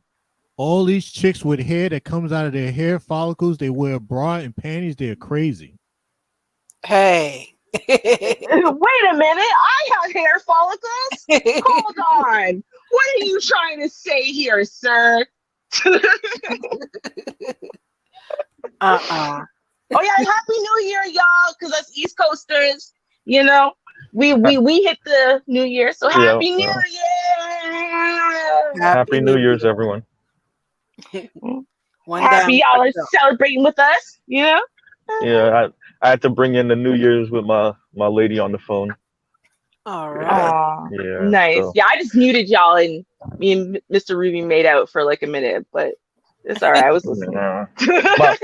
My lady low-key shaded me because I decided to work today. I did not call out, and I worked on Christmas Eve and Christmas and New Year's Eve and obviously New Year's. So yeah, I got the Happy New Year's, the reluctant Happy New Year's. Oh, and you still got a girl. Oh, she must love you. Where's she going? That's the question. Where is she going? Find someone who won't work on holidays. Yeah, and have less money. Have fun with that. I'm all right with that personally. No. That's me though. Yeah. No. Yeah. You heard what the men in this space said. The money is the most important thing. It has never been the most. They swear by it. No, I know. I'm being funny. No, but what I was saying earlier, Ruby, before I got rudely interrupted by the beaches of my city because I work close to a beach. So when you get out there, the connection goes to complete crap, especially where I was. Yeah, no, I was saying what frightens me. And I don't know how far you guys got in the conversation, so excuse me for maybe derailing whatever we were saying earlier. But what frightens me as a Black man born and raised in America in the West is Black people that are so frustrated with each other that they start regurgitating white supremacist anti-Black talking points because they're so mad at each other, because they're so frustrated that their life isn't going the way they think it should go, or they're not getting what they think they should get, or they can't have who they think they should have, and and then practicing escapism with their language about obviously other people being better than Black people, and these other people, like it's like we said before, Ruby, it's lightweight eugenics. Like it's slowly walking into that direction, And I think that's the frightening thing for me as a black person. Lightweight eugenics. I'm pretty sure that advocating to Yeah. abort all black male babies is literal eugenics. But No, okay. when I said the lightweight, I'm saying like when you start attaching character flaws to a particular group. So that's the lightweight part. But yeah, what you mentioned, yeah, that's full on. That's full fat, full That's the fat problem with it. eugenics. Yeah, You have to follow it through to its logical conclusion, right? So I if agree. we're going I to agree. advocate for solutions, right? And we advocate for solutions over here. Well, if you, the problem you suggest, right, in essence, is that black men or black women are inherently genetically deficient and inferior and toxic and this and that and whatever, right? Well, then what's the logical, conclusion to that? Right. Well, if something is genetically dangerous and toxic and all these horrible things, then you're probably going to wipe out the genetic inferiority, right? So I mean, that's the Hmm. problem. And so this is why I said no. Like to me, that's pretty. First of all, like what you said, and then Hmm. what I said, those almost Hmm. are necessarily put together. No, And then you're right. no, it's all eugenics, right? Hmm. And what's silly about it, I love that you brought that up because I've said that as well. No, those are absolutely racist white conservative talking points that they've been using against us for ever. For And literal centuries. yeah, right. And we're stupid enough to buy into it. And what bothers me about that, right, is we're stupid enough to buy into it, despite the fact that we'll listen to everybody else and no one does it but us, right? Because everyone else realizes, right? Like you can talk about animals that way, right? Like, so you can say like with dogs, because that's what they're doing in essence, right? So like dogs, pit bulls are an aggressive breed, right? And Dobermans are an aggressive breed, and Dalmatians, they're a snappy kind of breed that will hurt your children, but generally are cool otherwise, right? And so they create, right, this monolithic view of these particular breeds of dog. And so you can literally judge the dog based on its breed. And they did the same thing to black people because we weren't people. We were basically livestock to them. We were not humans. So we weren't another, sect of human to them. We were livestock. And so just like they did with other types of animals, they turned us all into a monolith because only humans have individual differences, right? Livestock, not really. All cows are the same. Right? It's a cow, if it's a horse, it's this. If it's whatever, and if it's the Negro, it's this. Right? We were not again another sect of human. We were livestock, and then they judge us in that monolithic way based on the bottom 10%. Right? You put up fences and this and that for your livestock so they don't roam away, not for the majority, but for the few that get the wanderlust. Right? So it's the same thing. Now, we bought into this idea that we are a monolith, despite the fact that we understand that we are humans, that I am individual and different than the person standing right next to me. I understand that inherently human beings have individual differences, right? And yet somehow I can still buy into the notion. And when I say I mean way too many people are buying into this notion that we're a monolith. And not only are we a monolith, but we are a monolith of the bottom 5% of the population. And we should be judged as such. Yeah, and it's frightening when the people that occupy the same races you start to adopt this mentality. But it's interesting how we come to it, right? We already know we come to it by the hurt girl and hurt boy trauma stuff, and then the advocacy comes in. Well, these other people, they you need to imitate them, and I always find it interesting when like okay we need to imitate and obviously I'm going to use extreme examples again to kind of paint the picture, but like we need to imitate who Mark, and I mean like Jeff Bezos and Mark Zuckerberg. Like you mean like the worst people on planet Earth, the literal psychopaths of planet Earth, the literal megalomaniacs of planet Earth. Like that's the character that your men should imitate. And like for the women it'll be like you need to imitate, I don't know, fucking Queen Elizabeth or somebody. Like Who are you talking about? Like the old CEO of, I think, what was it, Xerox? I can't remember. Or the old CEO of the lady that was high ranking in Facebook. I forgot her name. Right? Like literally, like the literal worst, amoral at best, immoral at worst people on planet Earth. Like that's the people we should imitate. And it goes to like, Yeah. it was a book that Francis Fukuyama wrote in the late 80s, maybe early 90s, called The End of History. And what he was essentially saying was like neoliberal democracy and capitalism won. It beat the Soviet Union, it beat communism, it low key beat socialism. And so like this is the model that pretty much everyone is going to follow. And for the most part he was right. And when I think about the end of history, and I think about like people of color, not just black people, but when I think about it, I think about people of color essentially saying, okay, the white model of everything is the winning formula. And so we're not fighting racism no more. We're not fighting like this kind of hyper individuality. We're not fighting the worst forms of neoliberal capitalism. We're not fighting all the things that screwed all of us for the past 5 or so centuries. We're just going to fall in line. And when you think about that, when it comes to black people, think about black women and black men, just saying, you know what?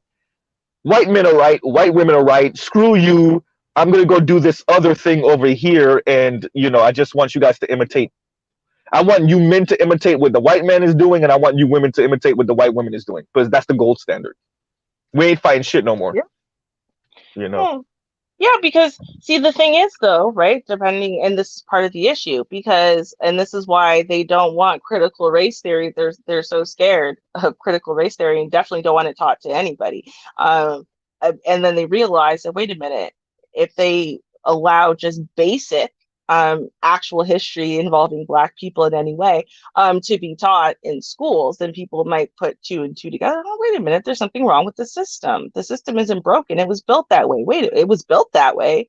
That's problematic. So they don't want anyone to look at it. That's why they are right now like in this whole entire funk about just trying to get anything that involves Black, slave, intercontinental, whatever, to be whitewashed, erased out of history, right? We're just all indentured servants. There was no such thing as a transatlantic slave trade, so on and so forth, right?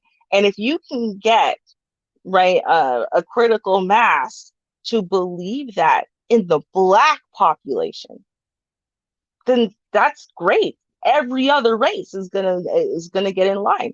And that's all you really need. And that's what they're hoping for. They're hoping to get enough of us to buy into that bullshit. Because if we do that, right, then we buy into all the bullshit that's connected to it, right?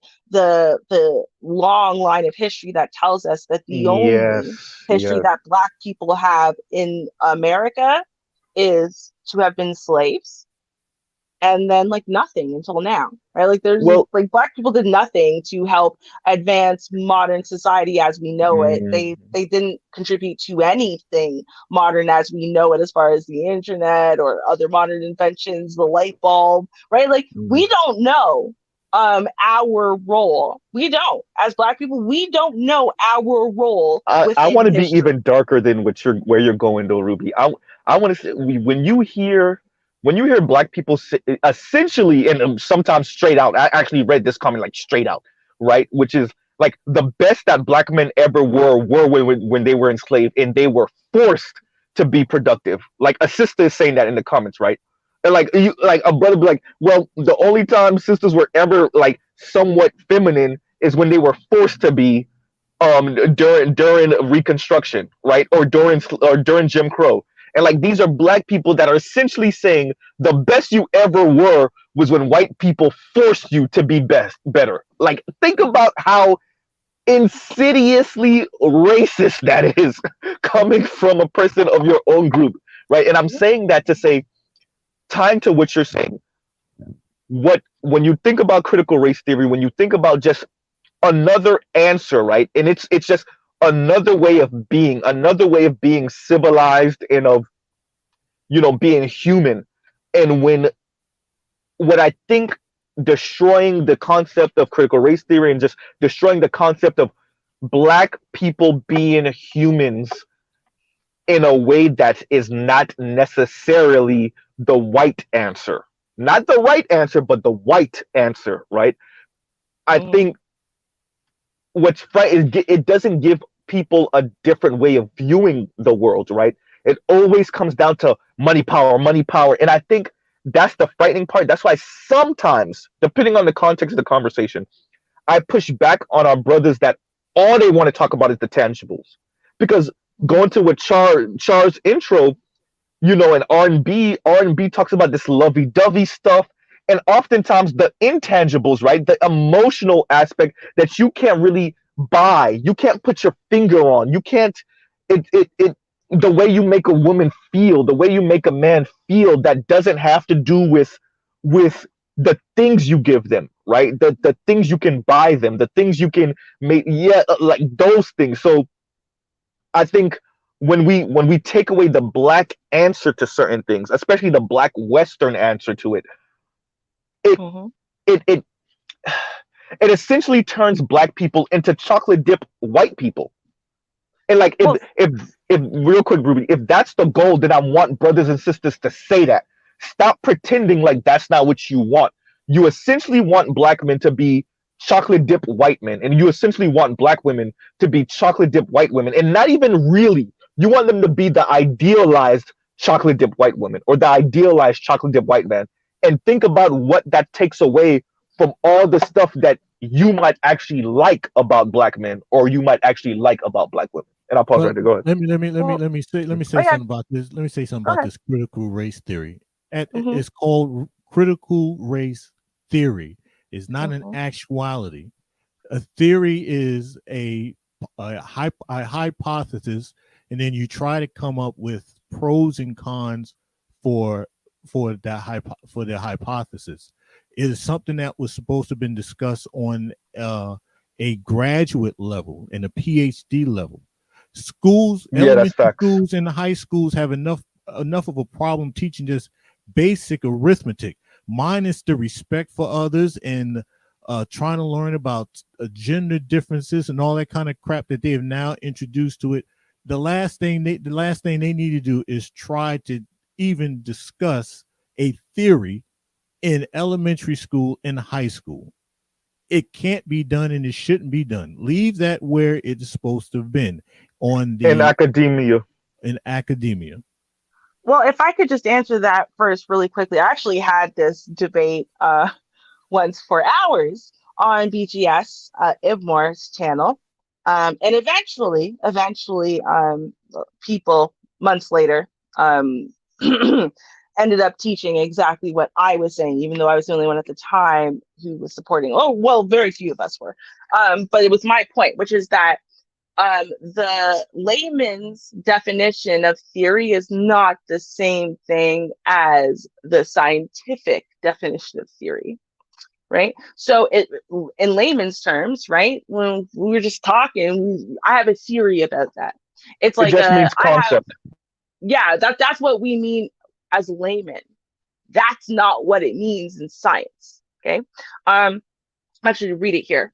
A theory is a carefully thought out explanation for observations of the natural world that has been constructed using the scientific method and which brings together many facts and hypotheses, right? So actually, it actually means most of the things that we take as a fact, right? And again, because the layman's term fact is different than the scientific term fact. The things that we take as facts are actually theories in science, right? Mm-hmm.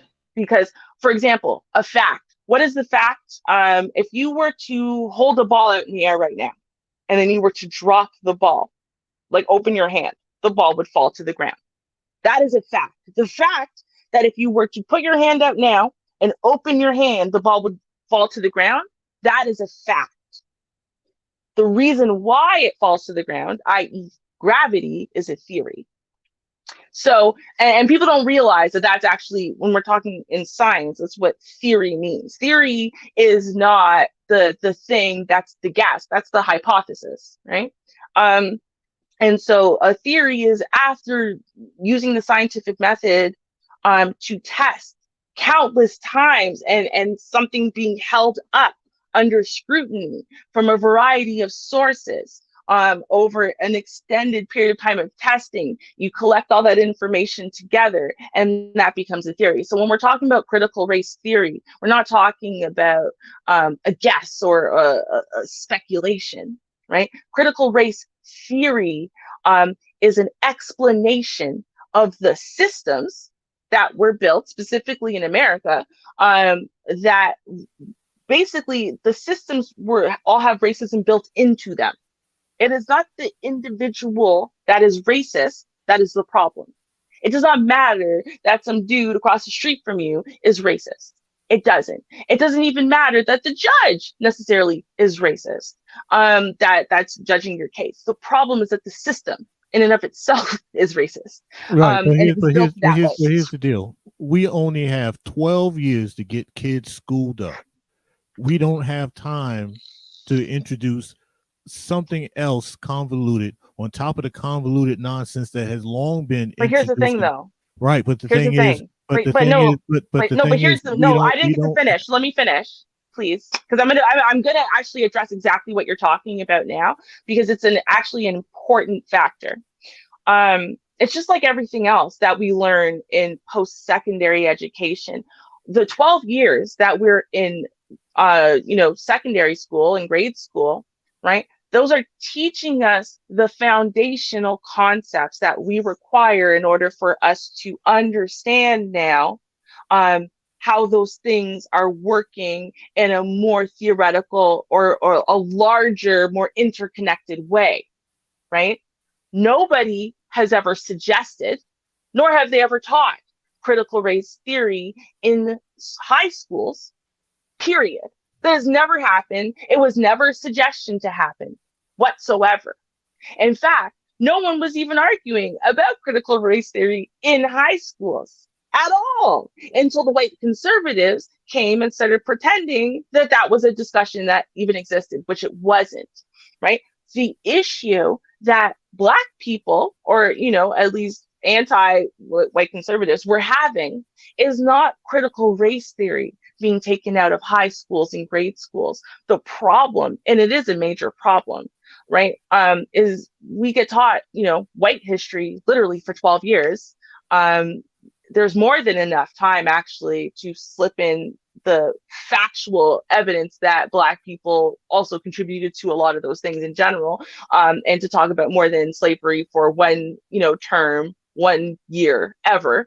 But the problem is that they are whitewashing the basic building blocks, the basic facts, the basics. They are whitewashing them or erasing them altogether from the textbooks, right? So if you go look at kids' textbooks now, there was no slaves. There were no Black slaves. They were indentured servants, like the Irish, right? They willingly said, yeah, I would like to be an American citizen. Okay, well, you got to be an indentured servant for 3 to 5 years. Okay, cool, no problem. And so they came over as indentured servants, right? And then after 3 to 5 years, right, they decided to stay on as cotton pickers, but they weren't slaves. There was no transatlantic slave trade. They weren't traded like they were cattle. That is the problem. And that is what Black people, right, are arguing against and fighting against, not critical race theory, because that was never in question in high schools. The problem is that they are trying to actually whitewash or erase altogether the actual facts, the actual building blocks that would make it possible for you to even consider critical race theory when you got past high school. That is really what the problem is. But that's also saying that Blacks are incapable of teaching behind closed doors the real facts. Jewish history is not taught in most public schools, but Jewish people, based on the information that they've passed amongst themselves, they retain their history. First of all, it's bullshit, because they absolutely do teach about the Holocaust, even though it didn't happen here, right? It didn't happen here. We weren't part of the Holocaust. We didn't do it, right? It didn't happen here, but they teach us the Holocaust. But Jewish history is a lot deeper than just the Holocaust. But that's not my point, though. But here's the issue, right? It didn't happen here. It didn't happen here, right? And so no one is suggesting whatsoever that we delve super deep into African history of all of the tribes across the entire continent and then teach America, and America should be brought up to date on that. Right. The major issue has to do with the history of Black people on this continent. And they don't teach that at all whatsoever. So it never happened. But that's not the government's job to teach Black people their history. But then No. why would you teach about the Europeans then? Why would you teach about stuff that has nothing to do with anything pre, let's say, 16 something, or if you want to start it at the revolution, so 1776. If we're just going off of what you said, then why would you teach anything pre 1776? Because they control the school system. Right. So here's the problem. It's not about us teaching our kids anything, because we are the minority in this country. Okay. It's about what is being taught standard to all of the kids and the environment and in essence the society that is going to create for the next generation, right? So you have to think about it from this perspective. It does not matter if we all tell our kids the truth of what the not only what happened for real during slavery and whatnot, but also the actual contributions that Black people really made to society post slavery, right? It doesn't matter if we teach our kids that, if the entire country is teaching all of the kids everywhere that none of that happened, right? And because then in essence, hold on, because then in essence, what you're teaching all of the kids and the society that those kids, our kids, are going to grow up in is a society that states that we're not functional unless white people are in That's control where I of us, wanted we're to go. subservient to us, That's where I to wanted to them, go. and that, you know what, we actually we don't pick up language very well because we're not that intelligent. And in essence, if it wasn't for white people, we would still be living in the dark ages, because literally they modernized the world for Black people, and we are just super lucky that we get to live in it. Right? Like, that's literally what they want to teach, right? Just like we came here as indentured servants, even though we didn't. So since we didn't come here as indentured servants, and we didn't get to just, you know, hey, we just work our little time, 5, maybe even 10 years, and now we get our freedom papers, we can move on in life, right? Even though after slavery was abolished, right, the over 10,000 people were literally kept in what was basically like a valley, like a ford, for a while, even though slavery was over. And then they just slaughtered everybody. That's just like the Holocaust. But they teach the Holocaust. They don't teach about that, right? They don't teach about any of the things that actually happened that were actually negative, even post-slavery. But what's more important is they do not teach about the positive effects and implications of Black people's contribution to society. But that is real quick, Jack, because I'm going to shut up in a minute. I just want to get this up because I want to talk about why this matters. This matters because let's think about what we were talking about 15, 20 minutes ago. This is why your children then tell you, number one, when we have the generation wars, when you have certain younger Xers, millennials, and older Gen Z telling boomers they did nothing, or telling the few silent generation that we might have in this space that they did nothing. That's one of the reasons why, right? Because nobody cares about history pre-1980 in the Black community, apparently. That's when you get the gender war, where brothers and sisters are barking at each other about, you didn't build this, you didn't do this, you're not feminine enough, you're not masculine enough, you know, like, you need to be more like white women, you need to be more like white men, or these other non-Black people. A lot of that stems from you not understanding the history, you not knowing the history, or you not caring, right? So that's why what Ruby is talking about matters, because it's not about 1865, the end of slavery, or even 1965, the air quotes end of Jim Crow, right? I had to put that in air quotes, but you can argue it might have never ended. So, you know, it's your children and maybe even your grandchildren looking at the opposite sex like a white person would look at a Black person, or looking at the older or younger generation like a white racist person would look at a young black person or an old black person, because for them the schools not showing and teaching this history allows your child to essentially think that they are nothing, like when they say, oh, it's just skin color. That is true, but it's false. There's implications to that skin color. And when your child and your grandchildren don't know or understand that, they literally think they can move just like the white kids, right? Or the white passing children. And then when the consequences come to bear, they throw a fit, right? And so that's the problem with your children and your grandchildren, and sometimes the older heads not really realizing what it means to be black, because they weren't taught in schools the implications of slavery. Because slavery wasn't just about beatings and whippings, it was about making black people the permanent underclass. And then Jim Crow, after Reconstruction, was about solidifying that permanent underclass status. And when you listen to black men and black women talk, black men, and oftentimes in this space, are saying, I want a woman that represents more than the permanent underclass.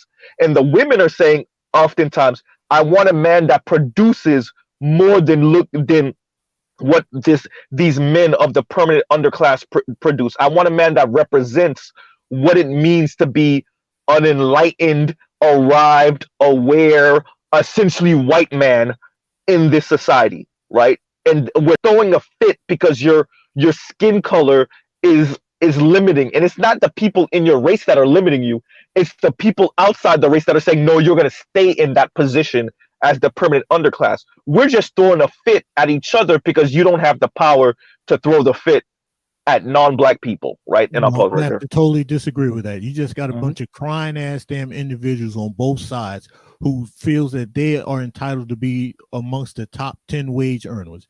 You never I agree. hear- No, I agree. But who are the top 10 wage earners? Let me finish. Mhm. You hardly ever hear those idiots talk about the blacks that are in that top 10 wage earning. Because they don't know. You have those who talk about white people this, white people that. All right, let me take your punk ass to a damn all white trailer trash area. Every last joker in there is white. Now, you're talking about white people, all this. Do you want to be those white people? The answer is no, because they're looking at the top 10 wage earners. They never talk about the lateral income earning and struggling white people. It's not those white people they're talking about. They're talking about the top 10 wage earners. Jack, let me give you an Hold on, example. wait, no, I'm only gonna take 20 seconds. Let me respond, I'm on please. the roll here. Wait a minute. Everybody can't be there. Majority of people are going to be in the middle or towards the lower bottom. That is where majority of people it's going to be. Now, you got to look at, why are you in the position that you're in? Did you screw up in life? If you did, then that is on you. If some people did, they just have an unlucky life. It's not their fault. Health conditions, an accident that was not of their own. Nobody is entitled to be the top. You're not blaming people, Jack. Ooh. people, you're not entitled to be in the top 10. Take what you got. Take what not me, but take what I got. Let me make the best that I can with the cards that I'm dealt with. And maybe as an individual, maybe you'll start getting come ups. And when you get with somebody else who has the same attitude, yes, you're not going to be on the top 10. But you might end up being in a better position than what you are now. Everybody is not entitled to drive around in a freaking Lexus. Everybody is not entitled to live in a damn $300,000 home here in the Atlanta, Georgia area.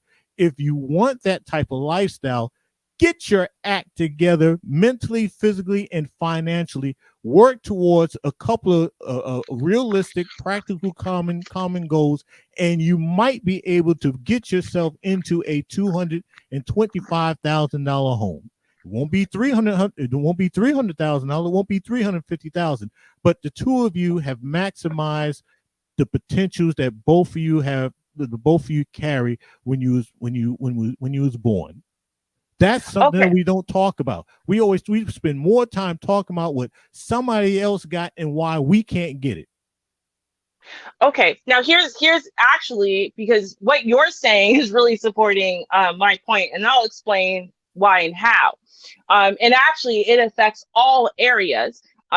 So, for example, part of the problem when you're talking about teaching American history and spending 12 years to do it, and all of your American history, including the great inventors, how society came to be, so on and so forth. Well, what does that tell you? The Union Wars. It tells you about white people doing great things. It tells you how white people triumph, how white people are brilliant, how white people can use their wits, and white people can also use their strength. White people. And that's the only thing that you're taught, as though Black people, who we knew were here the whole time, have literally little to no influence. Right? So now here's what happens, because this is happening across the board. The teachers that are teaching our kids, right? And teaching all kids, really, they are being taught the same things that they're teaching the kids. And so what they understand about Black people is Black people can make it as, you know, dancers and sports stars and stuff like that, right? But generally Black kids are, you know, they're disruptive and they're stupid.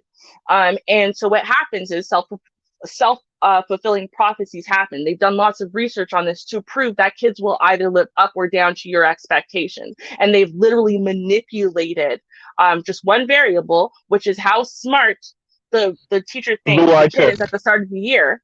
And then at the end of the year, they've proven that brilliant kids are going to damn near fail. Whereas in really dumb kids at the start of the year are going to be brilliant just based on what the teacher thought about them. That's point one. Point two is this: that whole 12 years that you're sitting there and you're learning about, you know, American history, and you're learning about, well, you know, what is it possible for you as a Black person to be when you grow up, right? You don't learn about the greats, and I mean the intellectual greats, the ones who were pivotal in changing our society using their damn brains.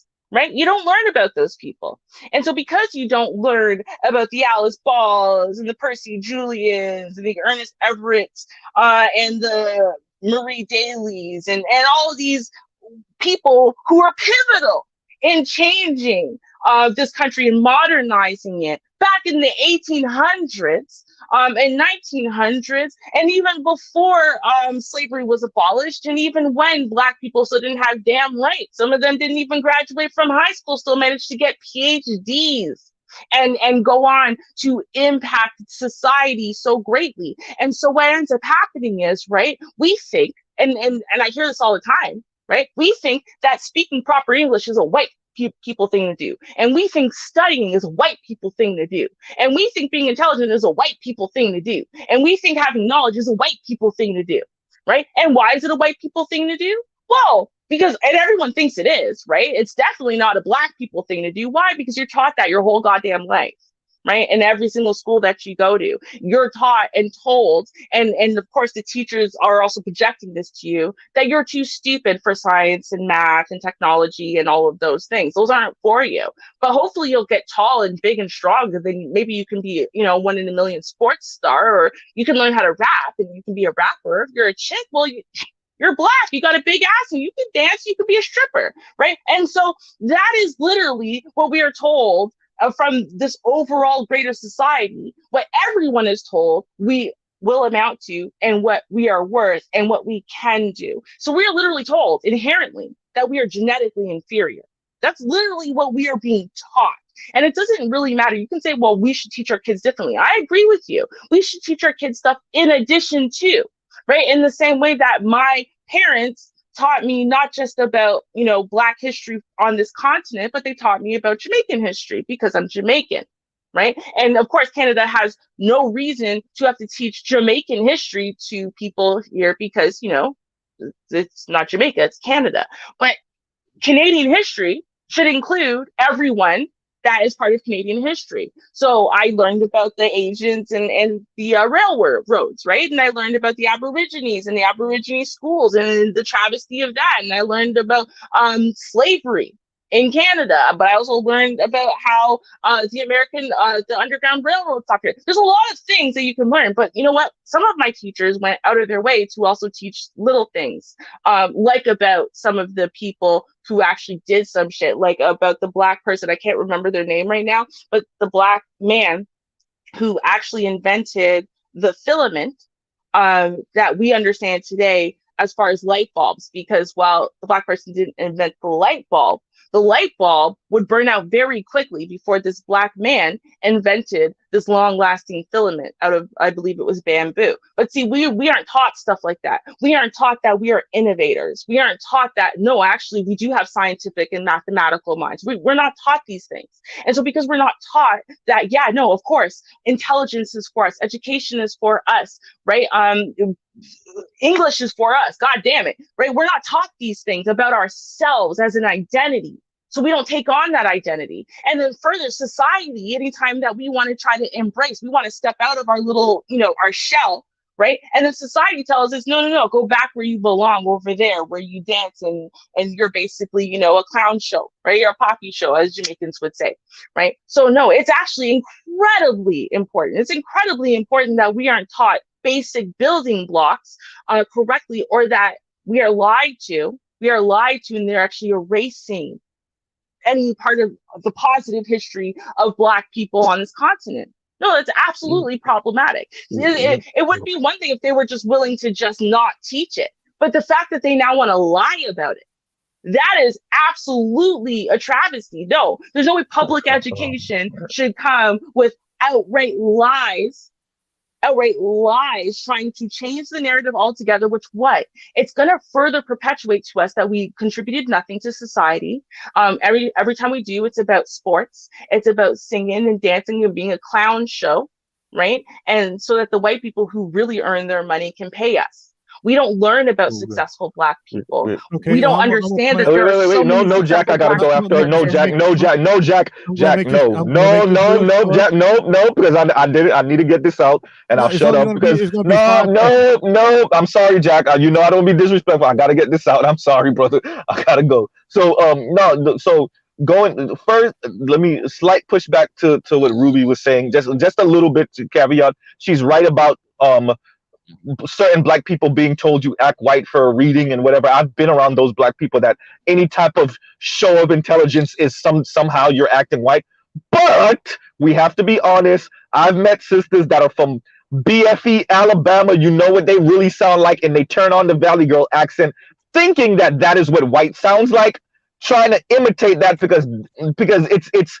I want to show that I have a class above you. This is not how I normally sound. So I'm putting on my fake ass interview voice or my fake ass Valley Girl voice, trying to imitate what I think whiteness sounds like. So and there's brothers that do the whole dude bro frat bro thing also, that they're trying to imitate something that they think is a class position, but in whiteness and whatever. So I just wanted to throw that caveat out there because there are people that are literally attempting to act what they think white is when they move about Black people. So that little side note. But going to something that you and Jack were bringing up.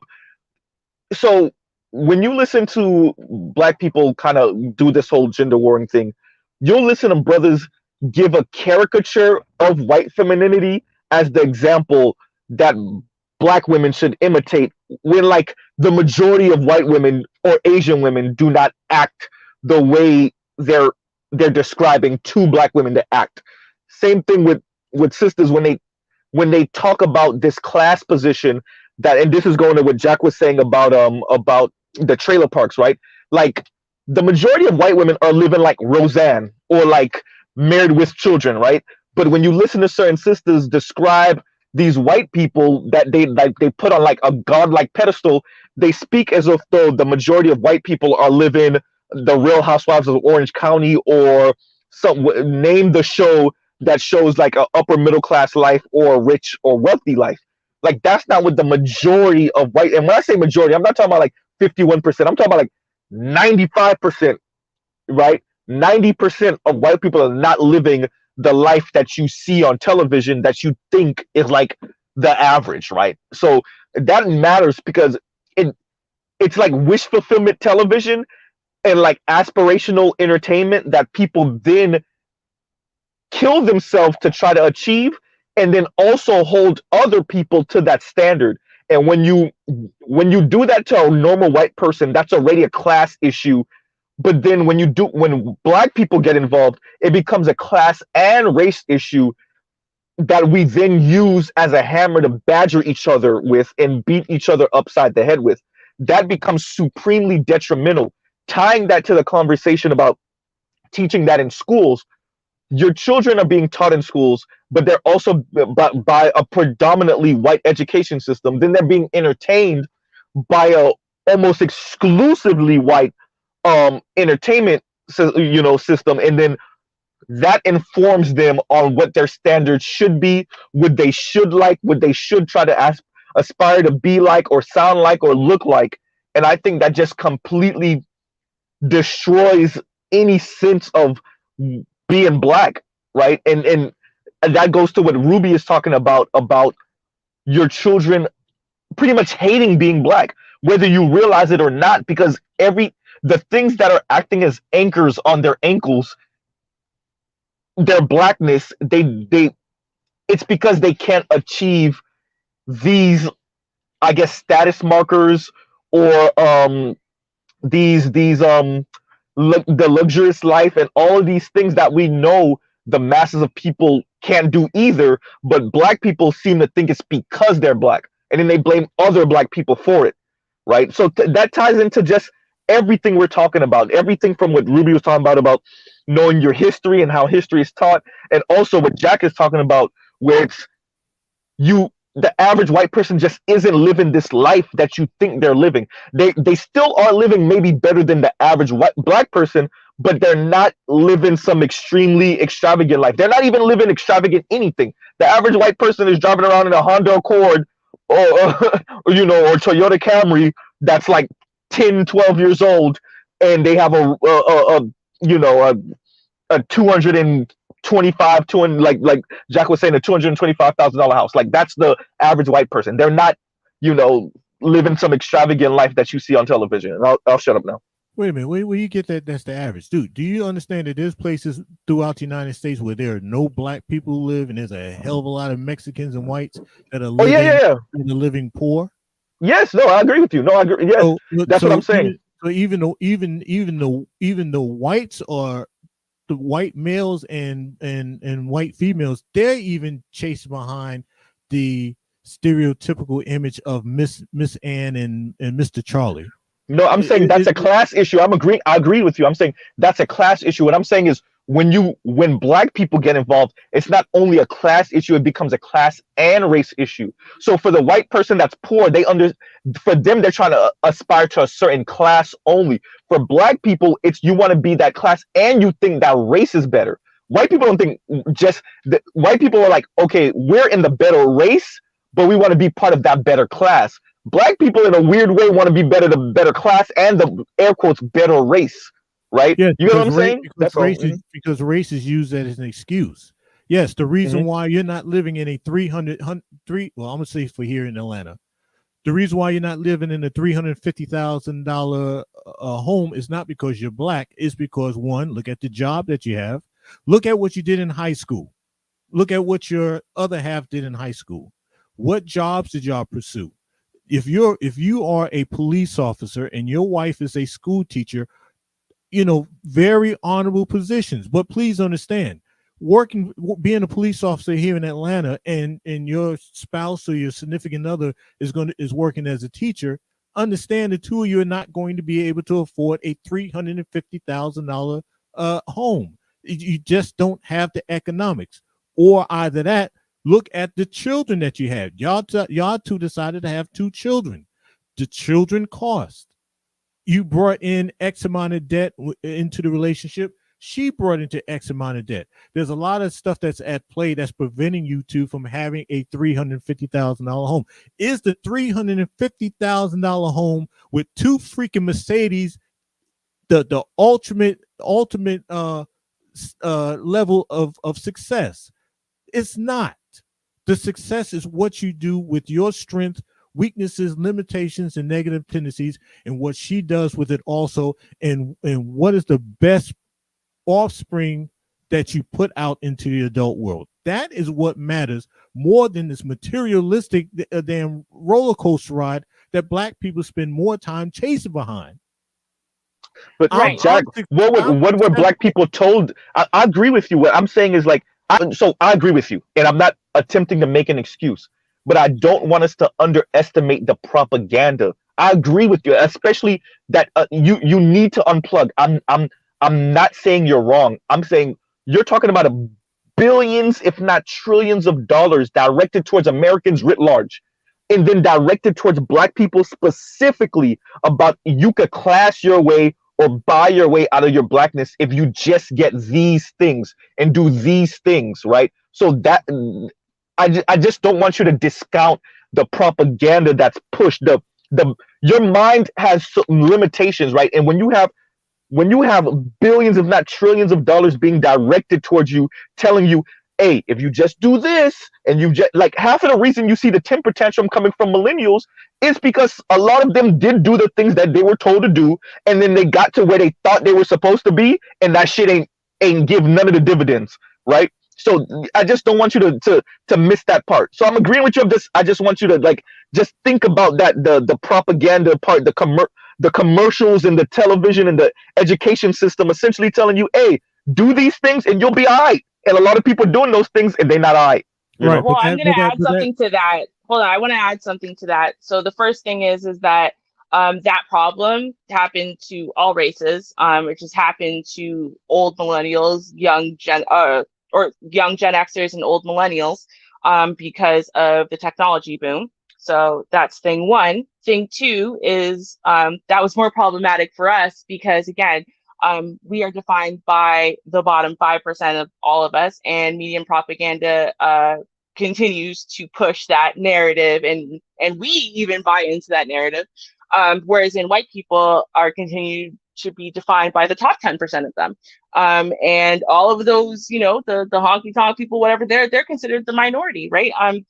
That's why whenever we have discussions about welfare, it's always about black people on welfare. So, there's not a significant portion of the white population that's on welfare. And in fact, there's a lot, way more, number for number of white people on welfare. But, who cares about that? Because, again, they aren't defined by their bottom 10%. They're defined by their top 10%. And we're defined by our bottom 10%.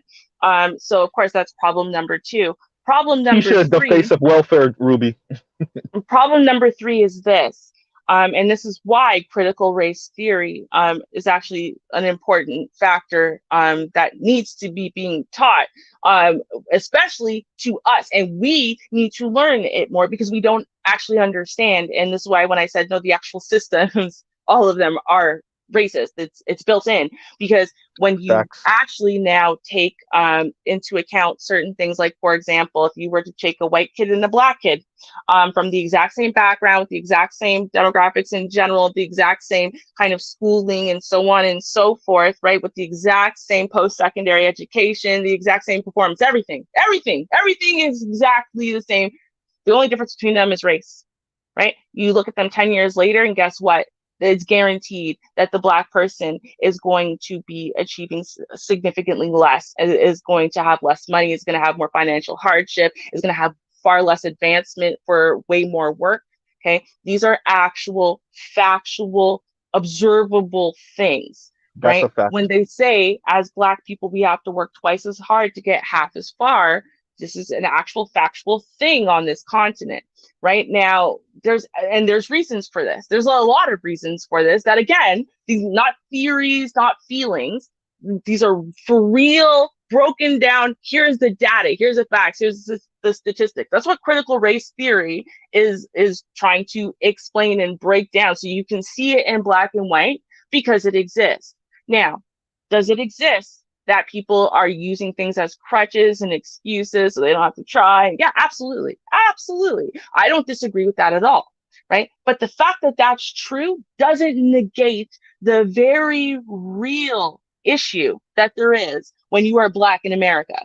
as far as literally impeding your ability to be successful and how successful you can be given double the amount of work, right? And so if you want to discount that, you can, absolutely, no problem. If you're cool with, well, hey, listen, I'm not in poverty. I work really hard and I'm living a lower middle class life, and that's fine. And it doesn't matter. I don't care about the discrepancy between someone who did half of what I did and is living better just because of race. I don't care about that. Well, then cool, right? But I care. And I don't care just about me or like my own. Right. I care about it as a general issue. It's a general concept that, you know what, when you can look right at lower middle class and poverty line type families, right? And you wonder why so many people are on welfare and food stamps. And then they do documentaries, right? And they ask people, and then they show you the data. And the data is that you've got people who are working literally 60 to 80-hour work weeks in these big box stores, because that's all that's available in their neighborhoods, are these big box stores and whatever. They're working 60 to 80-hour work weeks, and they still have to be on food stamps because they literally don't have enough to feed their 3 children. And their husband was injured on the job or whatever it is, or maybe he died, or maybe she never had a husband. But the point is that people are watching that people who are on their streets in their communities and their lower communities, socioeconomic, right? They're watching people break their backs to have nothing. And then they're also watching people get welfare and have something. And so when you're looking at a discrepancy where the big box stores can play all kinds of games with, your hiring status, right? Make you a part-time employee working 65 hours a week, and then they don't have to give you raises. They only have to give you minimum wage. They don't have to give you any type of health coverage or any type of other type of coverage, right? Because they can just screw with you, and they're allowed to do that as much as they want, right? And they know that they've literally taken out all of the mom and pop shops and whatever in the neighborhood. There's nowhere else for people to work. They have no choice, right? And so they screw with these people. And so now they have no choice but to go into welfare to get some type of medical coverage, to get food stamps, whatever, because they literally don't make enough money. Whereas in the ones who are sitting at home, not breaking their backs, are bringing in more money for sitting on their ass doing nothing, right? And then this is what the kids are seeing. Right. And this is what they are being conditioned into seeing. And then they go to school because they have to, because they don't want their mom to go to jail because they didn't go to school. And they go to school and they learn about how, if you want to be successful in this country, all you have to do is be white. Right. And then you can be anything you want to be a scientist, be an astronaut, you can be anything. Right. Because you're white. And that's what they teach you. And they don't teach you about anything other than the fact that, again, Black people are rappers. It's literally, and that's the problem with the system. The systems are broken, okay? And the systems are interconnected, and they are working together in essence, yes, to handicap us, right? Does that give us an excuse, especially those of us who are not down there? Does that give us an excuse to use that as a crutch and as an excuse and to not try and feel sorry for ourselves? No, that's not what I'm saying at all, right? But, you don't deny the reality and try to fight against the reality and fix the reality and help those who are living in literally the Cracker Jack box that, is just going to keep cycling them around and around and around. I got out because my parents moved me the hell out when I was younger. The majority of my family didn't. 2 of them are sitting right now in jail on murder 1 charges. Very obvious. The big difference there was environment. Right. So, I look at those things and I realize, no, I'm not going to use what holds Black people back as an excuse to just sit on my hands or to feel sorry for myself or to point blame fingers and whatever. No, but at the same time, I do see that there is a massive difference in the way that these systems treat us, set us up for failure or set us up for success. Right. And it's an important thing to fight against. Sorry, go ahead. Now, if the government created the problem in their best interest, then what's in it for them to fix the problem if it's not in their best interest? Because we're asking for the government to design, implement, and teach critical race theory. It was already being taught. No, hold on. No, it was already being taught inside of higher education schools. So this is, and they've actually been being taught for decades in post-secondary education. So this is not like a new thing. That part I understand. I'm Right. talking about when we start talking about trying to get this. There's what goes You have to on. make it too expensive, Jack. You have to make What goes it. on? Wait a minute. What goes Mhm. on in college is what goes on in college. There's stuff that I was taught, exposed to, enlightened in college and in grad school that I didn't in high school. That stuff. There's a lot of that stuff is in the higher educations to get you to think. Mm-hmm. High school, elementary, it's just to get the basic stuff out of the way. Hammer down on simple arithmetic, simple academics. Once you get into college, that's a totally different area where it's designed for you, as I said, to think. Okay.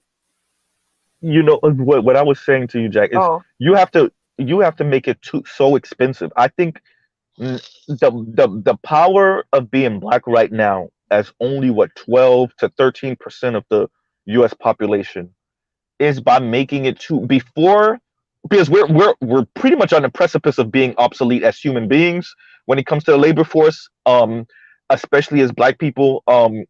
So right now it's about advocating for your grandchildren. That's essentially what you're doing, and making shit so expensive if you don't get yours now, so that your grandchildren can have something to eat later and they don't truly become a permanent underclass because of legacy. Because right now we're already living through the time where labor is not keeping up with wealth, right? Your labor is not going to allow you, and even your little mini investments, that's what the whole much of not the whole, but much of the whole GameStop shit was about. Your meager investments that you can make with your labor, that's the money you make from your labor, is not going to keep up with the people that have been acquiring wealth for decades, right? So, I mean, this is the time to essentially start kicking up dust, because if you don't do it now, outside of like the one-off Jay-Z's, which come from entertainment, right? You will not your children won't be able to catapult themselves into that class and then hopefully advocate for black people who are lower down, Okay. right? Well, my answer is completely different. Let me interrupt you right quick. Yes, dear. We got a couple of donations, and I want to Woo. shout these people out. Mhm. We had Gold Professor earlier, and we got Tony now. So let's hit it. She gets to sing twice. Here you Ooh. go.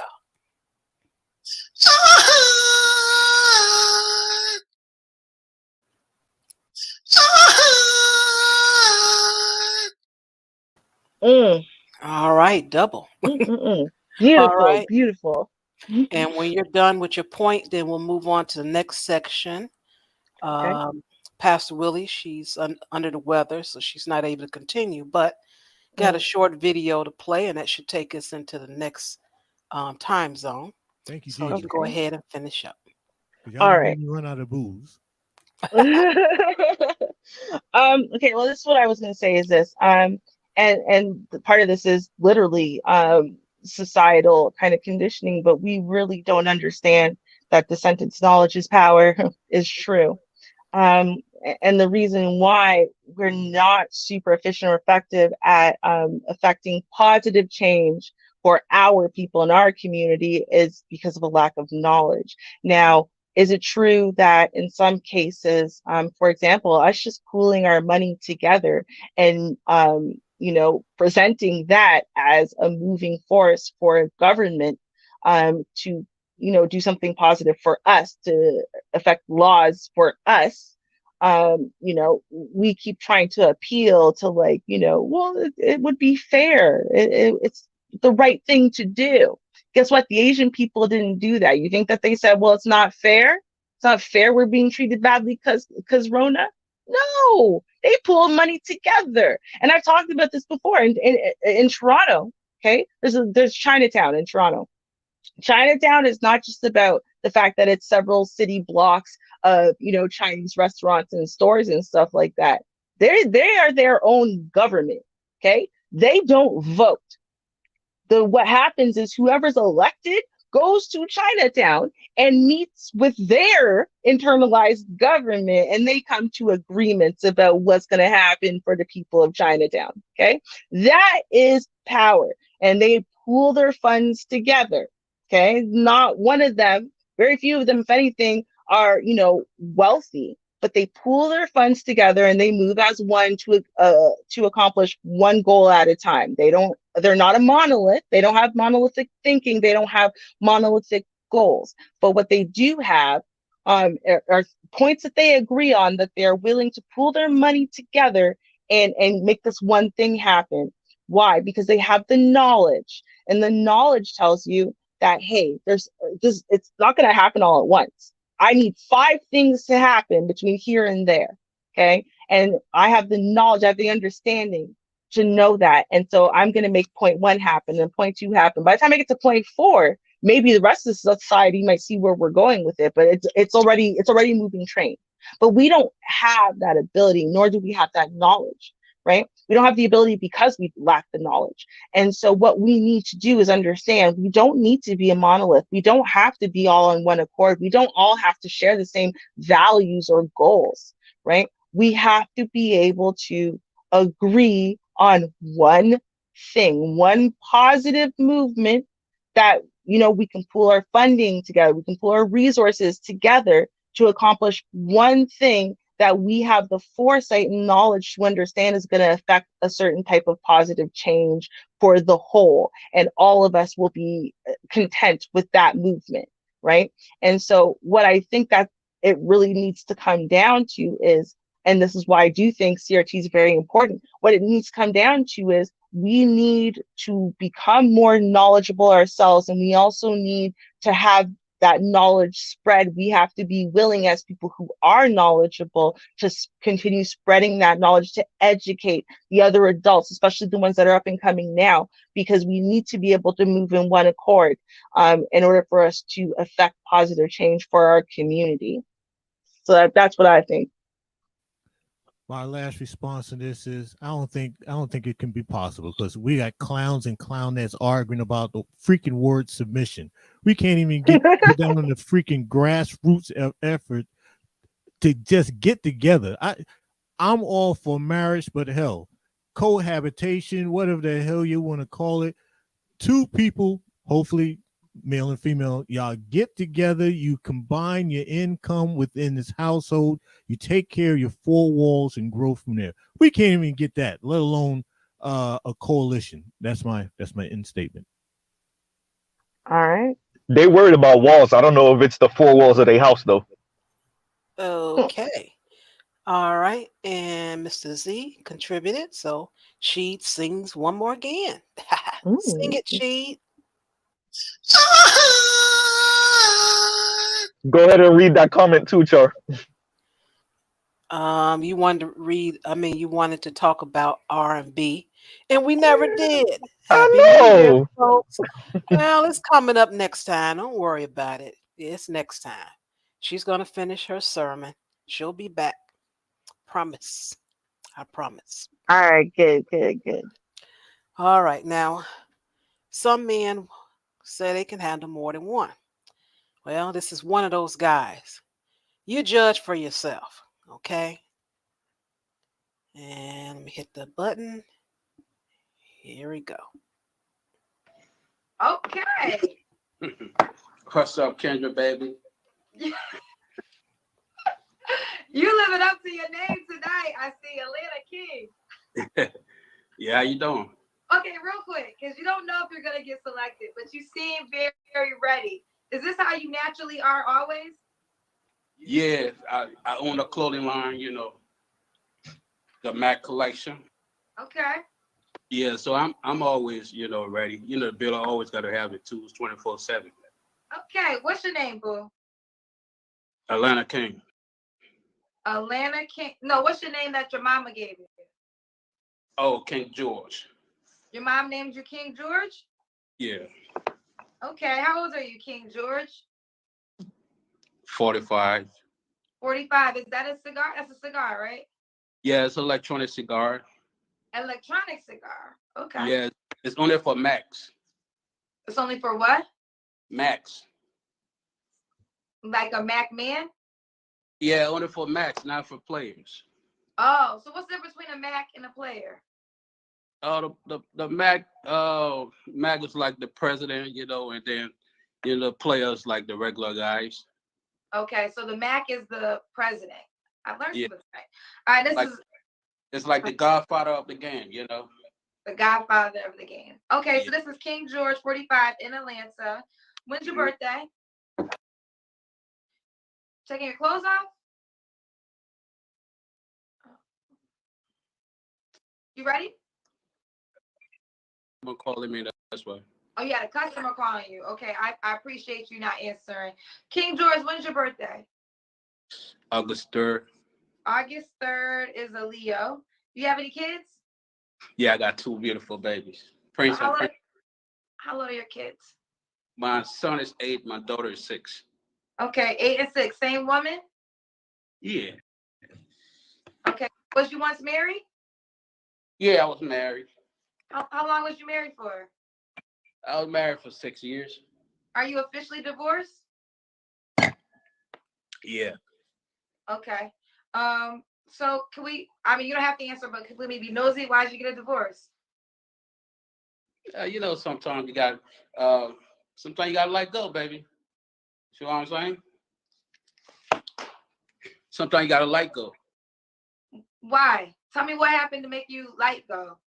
No, you know, I'm like I'm about almost like 4 different personality mix. I'm like Richard Pryor, and I'm like Red Fox, you know, like Hugh Hefner, you know. I gotta keep the train rolling. That's 3 people though. Yeah, that's But- what I'm saying. So Hugh You know, Hefner, okay, let me break them down. Hugh Hefner had a lot of hoes. So you have a lot of women? I pimped back in the day. I had like 6 hoes back then. Oh, okay. You had 6 hoes back then. So now are you looking for, are you a one woman man now, or do you still like more than one woman? Right now, I'm looking for, because I'm trying to retire right now and go back to Africa. So I'm looking for like 23 women to take back for me. Listen, I don't got time for jokes. I'm for real, Kendrick. I'm not bullshitting. You looking for 23 women? 23 real Tara Bird to take back to Africa with me, girl. I'm not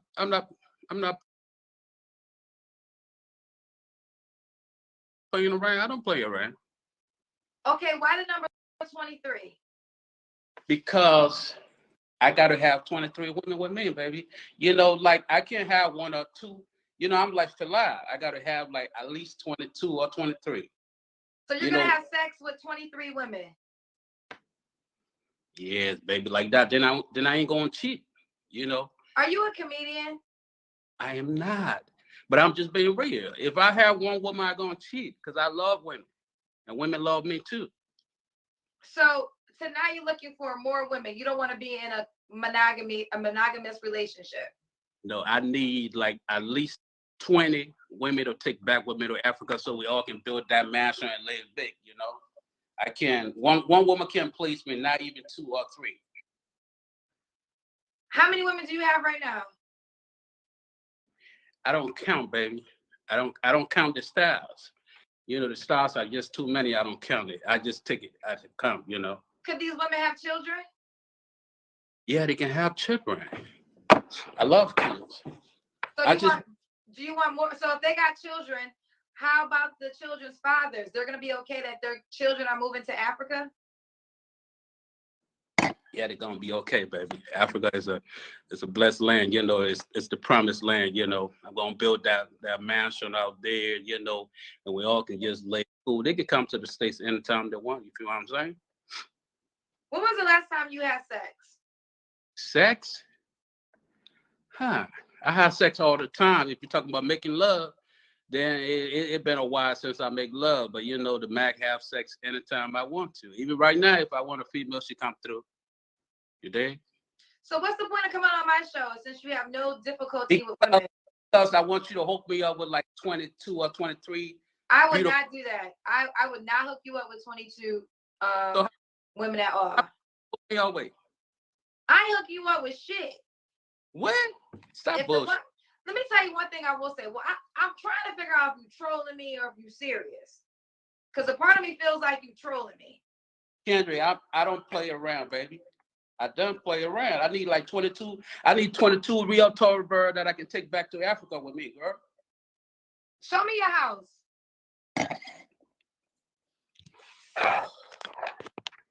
I stay in a townhome right now, 3-bedroom. Let me see if you got the type of home to handle 23 bitches. You come here like you Diddy. Diddy don't even got 23 girls. So let me see what you live in. Let me see your place. Oh, I live in a 3-bedroom townhome, and I got a I want to see the furniture. Furniture? Yeah, I want to see the decor. Really?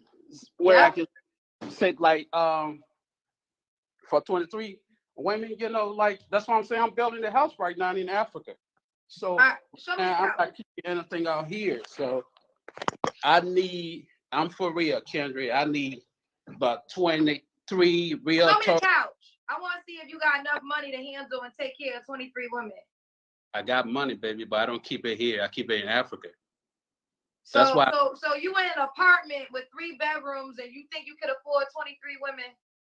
I can't afford 23 women. I got enough money to take care of 23 women. I got a clothing line, Kendra. Check it out, the Mac collection. The Mac collection? Yeah. So show me the place then. I want to see all the immaculate paintings or all the expensive shit that backs up this Mac persona to hold down 23 women. Because that costs a lot of money to take care of 23 women. Yeah, it costs a lot of money. I got. So let's see the place. I want to see the place. I don't have luxury here in America. I told you I got it in Africa. What part of Africa?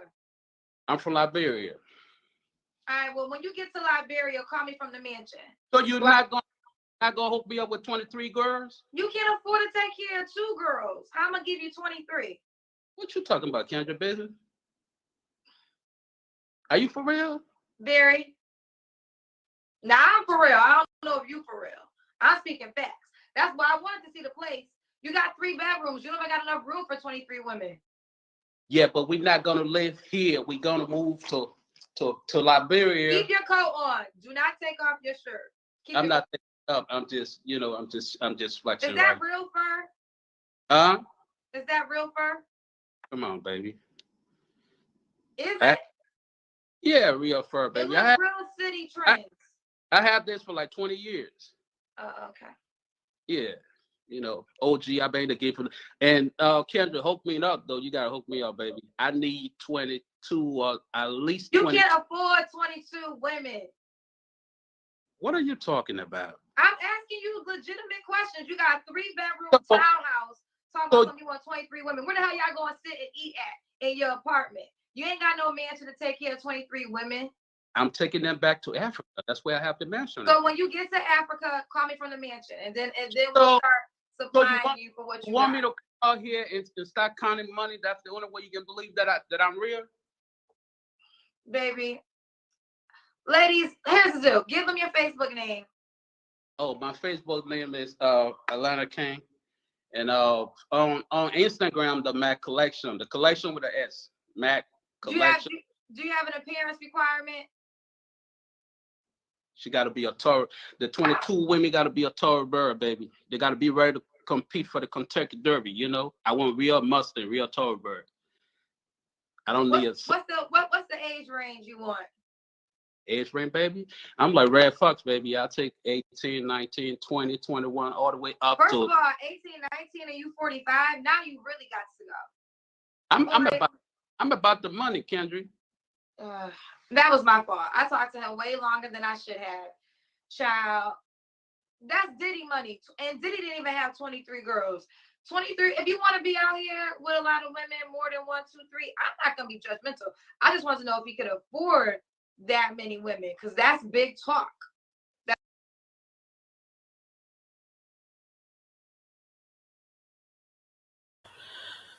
Okay, I agree with her. That went on quite a bit. Not quite sure if he's trolling or serious. I think he might be serious, but it's a hot mess whichever way. Now, I wrote in the chat room, I'm like, I don't know why all these 40-something wearing these hot fur coats in the house. And he wouldn't show the place. That's very interesting. He tell you what his demands is, but he just gonna get around, move around a little bit, talk. Still wouldn't show that place. So that's kind of suspicious. And how many you gonna pay for all them passports? Get all the documentation? You're gonna be able to feed all these women and just why would they go anyway? They already live here in the US. Why are they gonna go with you because you want to have sex and they gotta be tall and I guess they're gonna model. What is that all about? What and why? It makes no sense at all. But he thought that made some sense. And earlier she asked him how many girls he had, and he said he don't count. But yet he count how many he want. So what's up with that? And I went to that website. He ain't selling that much.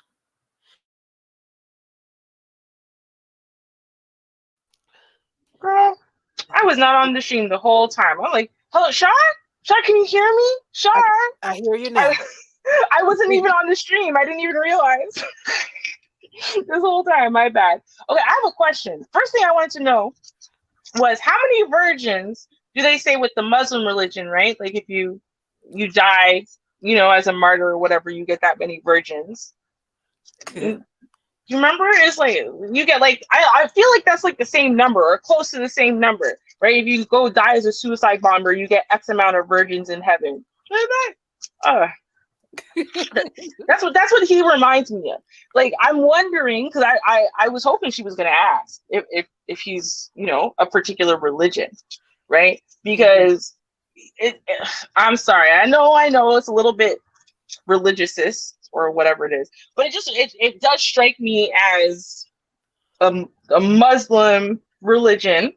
A lot of people get into some sect of the Muslim Quran type religions, and then all of a sudden they want 25 women, 14 wives. Just like these ridiculous numbers of wives, because they can. And I'm like, that's what it reminds me of. Like someone told him that, if you join the Muslim religion, right, you could have a bunch of wives. You have a new woman every night, and none of the women could be mad. And he was like, oh, really? Really? I can do that? Okay, I need 23 women. Yeah, right? Oh, let me see how you can afford them. Oh, it's in Africa. You know what's in Africa, Shar? His mommy and his daddy. Because his mommy and daddy have money. He doesn't have anything, but his mommy and daddy have money. So what he's saying is, listen, girl, you come visit me, come with me to Africa, right? I can show you my mommy and my daddy's palace, right? Because they're rich. I don't have nothing. They won't give me a cent, right? But I can show you the possible wealth that I might get one day when my daddy dies, right? That's really what it is. Because otherwise, why would you have to go to Africa? Like what is this? Like coming to America, right? You just wanted to come here and live like the paupers, even though you're super wealthy. That's what happened? Oh, yeah. What's up with that? Right? This seems reasonable. Right? You hear about that all the time. What's wrong? Like, come on now. I mean, I'm surprised she left it that long. I really am. Yeah, she says she went a tad bit too long because it didn't make any sense. But I do understand how you get captivated. Like, okay, so how you gonna do it? Okay, show me your place. Okay, show me your place. Well, how you gonna do it? How you gonna afford it? Right. So I do get that. Let me get these contributions here. We got Jack Spade, and we also have Lady V Vonda. So that's 2 times that she gets to sing. So hit it, she.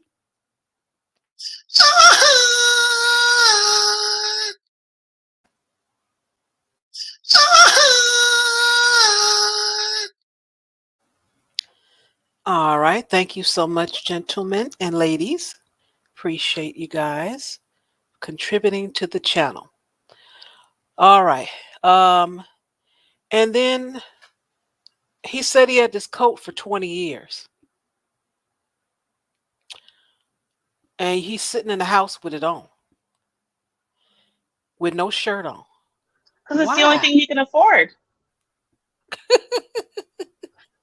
When he says 20 years, what he really means is every dime he's saved up over the last 20 years went towards the coat he now has on in front of you. So that is, it's the same way. Like, I don't know why we act like Black people from other places are different than every other Black person. Because you know what? Rich Black people, or rich anybody, honestly, they don't flex. They don't need to, because they have money, right? So they actually value their wealth over flexing, keeping up with the Joneses. The people who feel the need to wear Gucci something and expensive looking something to prove to you they're rich are normally poor. That's all I'm saying. And if you feel the need to wear a heavy fur coat indoors to flex on the internet, you are extra, extra poor. In fact, I'm not even sure if you own that That jacket. was no damn fur. There wasn't nothing fur about that. He didn't even have no fur on his chest. Ooh. Boo. Not even on his chest. Not even a little bit of taco meat. He nothing. Chest hair is overrated, people. Chest hair is overrated.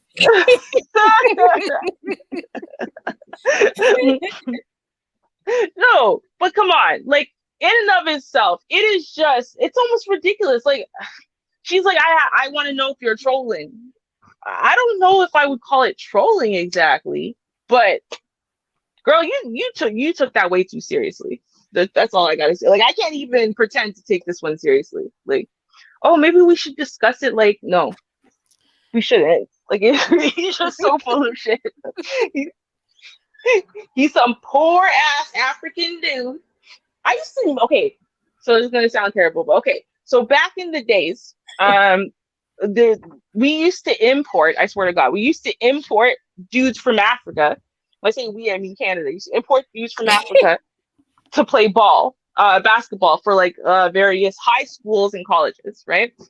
And they would all live like in one house. So you would go to like this one house and it would be full of a bunch of, we'll say 16 to 23-year-old African dudes. Like, it was a lot of them. And God forbid, I didn't know this until my first experience there. When I went there, it was scary. Like, I feel that I was lucky to escape with my my virtue intact, because they just flock on you. And they're like, aggressive. Let's put it that way. And that's what he reminds me of. He reminds me of one of those guys. They come here, they're arrogant, they're entitled, they are on the hustle. They know that they can say that, they're African princes or this or that and whatever, and we don't know no better. And they know that some women are really taken by accents and stuff like that and whatever. And, they just come on overly strong, overly confident, overly arrogant, overly aggressive. And it's like, it's overly poor. Yes. And they're broke as hell. Yeah, because that's why they're doing it. They're trying to get you, and they want to sleep with you to try to get you pregnant. So then you feel an attachment to pay for them or to sponsor them or marry them or whatever. Or they're just trying to get you to fall for them. They're trying to get you to, stuff like that. Like, it's a whole very aggressive game and hustle. And that's what I felt from this guy. Like, he was one of them. That, I don't know. I wasn't even listening to anything else he was really saying. It was just the he words coming sounded out. like a complete joke. When I saw him, I was just, my mouth was hanging open. I'm like, is he serious? He's like, yeah, Kendra, I need, I need women. I need, dude. 23. 23 women. What the hell are you going to do with 23 women? And what is that, a 2-bedroom place that he's at? Where the hell are these women supposed to sleep? And he's talking about he's building a home back home or back in Africa. Mm-hmm. It's like, come on. I'm sorry, but you know what? I don't know what this is about this channel, but every single dude that shows up to it call himself looking for, serious women as takers for him, they come on as a complete, to me, they're a joke. Yes. Just they a be joke. serious, I mean, though. they don't present well. This dude shows up with, I'm not gonna even call that fur. I'm not gonna even call that fur. A freaking fuzzy coat with no shirt on underneath. Talking about he looking for 23 women to show up in his DM. So, because he need 23 women. It's like, is he serious? What was he Yep. dead serious? Yes. Yep. That's the I'm worst part. sorry, the presentation that has really shown from the men on this channel is less than stellar. There's absolutely no shine to it at all. I don't know if this is just what the dating world is about. It's like, hey, show up as you are and somebody's going to hit your DM. I guess that's what it is, because there was nothing promising about this man. I mean, to me, he was like trying to represent or trying to portray an entire facade, facade of what he wanted to look like, but he didn't look like what he was trying to portray. He looked like an idiot to me, a complete idiot. Yeah, he looked like what he is. You could not take him seriously. I mean, who's going to take a man seriously? Oh, I need 23 women. It's like, what are you going to do with 23 women? And you're going to provide for 23 women? No. I agree, Emmanuel. That was a possum hair coat. Yeah, that had to be possum, because that was possum. Definitely possum. I agree. Or just fake. Outright fake. I mean, honestly, maybe he's like the maid in that house, and he saw the jacket and said, yo, let me call in quick, because I know that, they're away for the holiday. Let me call in quick and, just pretend that this is my jacket. I don't know. I'm not sure he could afford it, even if it was fake. I'm just saying, that was a sad showing, gentlemen. Y'all need to talk to each other. Even Kendra, she wasn't even taking him seriously. She was like, no, I'm not about to. No, you can't even take care of, 3 women, much less, 23. It's like, what the hell? Right. Show me your place. And he did a hella scan through, just a old skim through. It's like, you're asking for 23 women. What are they coming to? Because he wanted them like on staff. He was act like he was going to the, Kelly Services, for some staff. He's trying to get these people. What are you providing to these women? These 23 women that you're supposed to be wanting to get. But with her, I don't know what her sub count is, but she's actually working on something. I don't know if she's picked it up yet, but she can be a Jerry Springer version of Kevin Samuels with the skit that just went on now. I'm going to call it a skit, whatever the hell you want to call it here. If she was able to tap into those and have clowns, male and female, come on with that, but they do some outrageous crap just for entertainment, she can get her numbers up. Like I said, a Jerry Springer version of Kevin Samuels. You know what? And that's the sad thing about it, because, let's just say on a Kevin Samuels, channel, you have, quote unquote, serious women who are trying to gain the approval of, this dude, and they're trying to shoot their best shot. I'm 33. I don't have any children. I've never been married. I work here. I have this many degrees, and then over here on Kendra's show, you have these clowns, because these are freaking clowns. I'm sorry. I don't know what women they expect to take them serious other than women who are not serious themselves. But these dudes are, for, better description, they're just freaking clowns. These are not,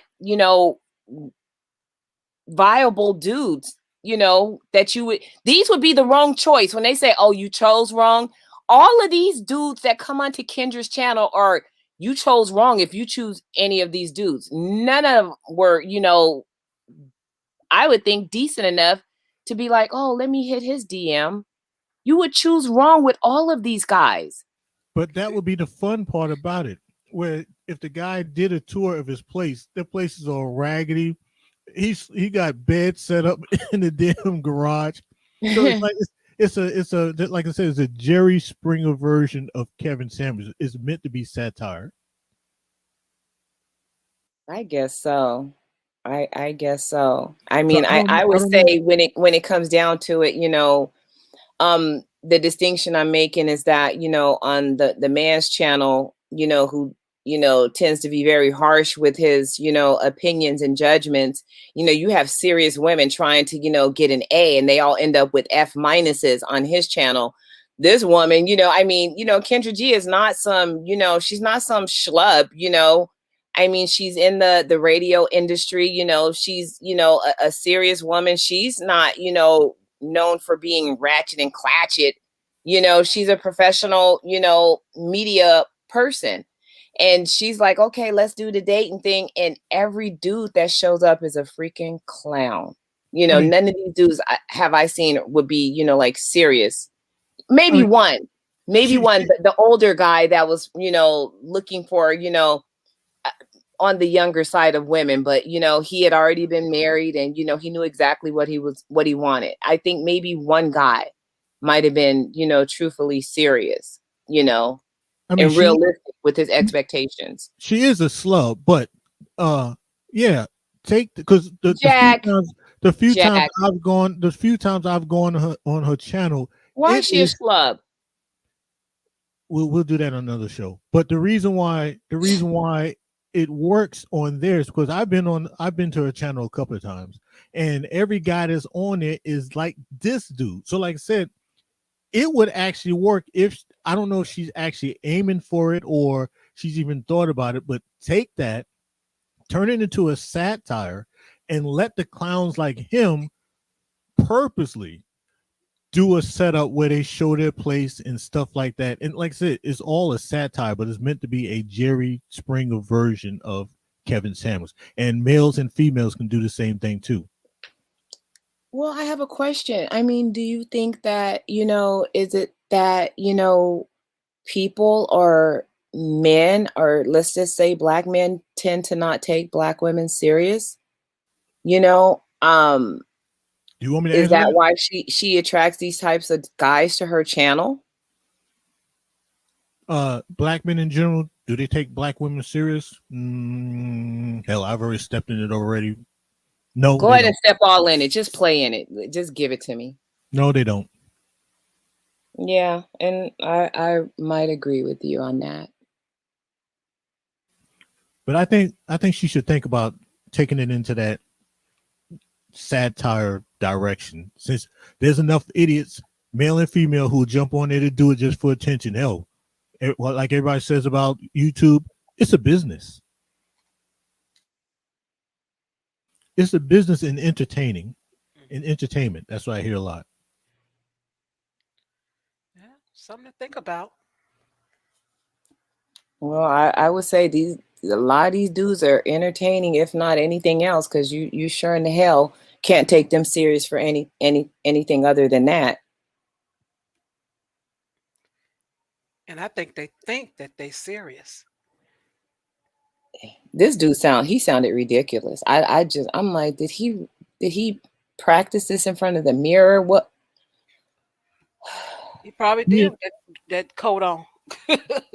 He didn't practice enough. He lost his accent there for a minute. That's really not sorry. good. That's really not good. I'm trying to figure out why he can't get the women where he's building the houses at. My thing is you know what, fool? You sitting up here doing all this building. Can you get yourself like solidified and established before you go staffing the non-existent, you know, homes with 23 women that, you know, you're supposed to be, you know, I guess caring for, you know? It's He ready like, for some come loving. on. She They're should supposed ask- to come on a hope and a dream. Well, Maybe we'll She should hold have that asked him. down. She should have asked him, did he need 22 women with their own hand tools? They probably needed to bring their own tool belt. Exactly. Like, bring your tool belts, ladies, because you're going to be put to work. See, that right there would have worked. If she would have asked him that question, he'd be like, yeah, I need this and I need that. That just kept it rolling. God. Oh, well, I guess why. That's the reason I don't have a show like that. you might could do that, Jack. I couldn't do it. I couldn't do it because I got people that work under me, and that type of stuff would get me fired. Oh, okay. All right. Maybe once I retire, I may think about it. Yeah, the Retired Jack Show. Yeah. That's a good title, Shar. Retired Jack Show. Mm-hmm. You see the difference. But I still want to ask, and those are the questions I would have asked them. Why you can't get the women from where you're building at? I really want that question answered.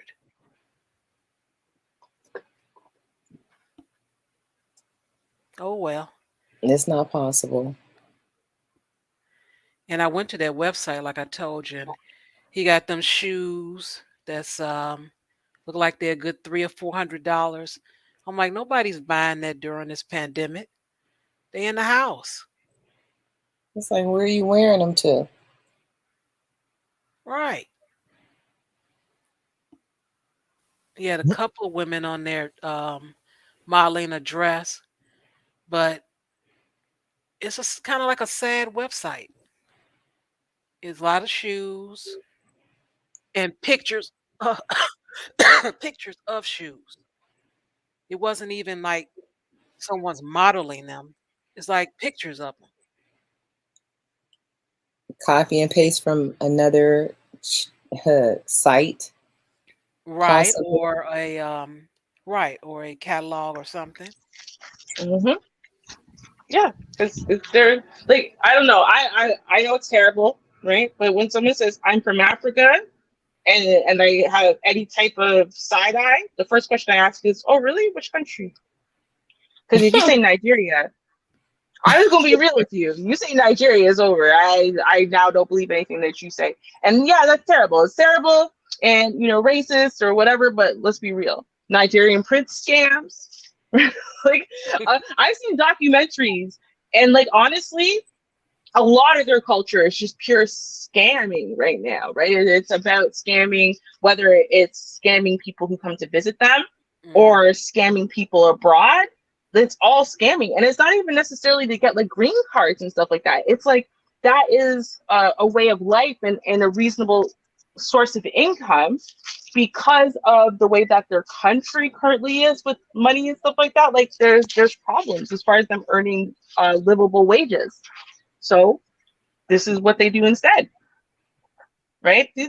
Those Americans, those Canadians, those French. Those people, they're so lucky. They get to live completely differently than us. So I'm going to go get some money from them.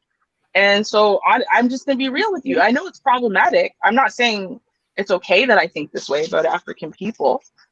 But especially if you say you're from Nigeria, I'm going to be real with you. I don't have good associations. I know it's stereotyping. I know it's biased and it's wrong.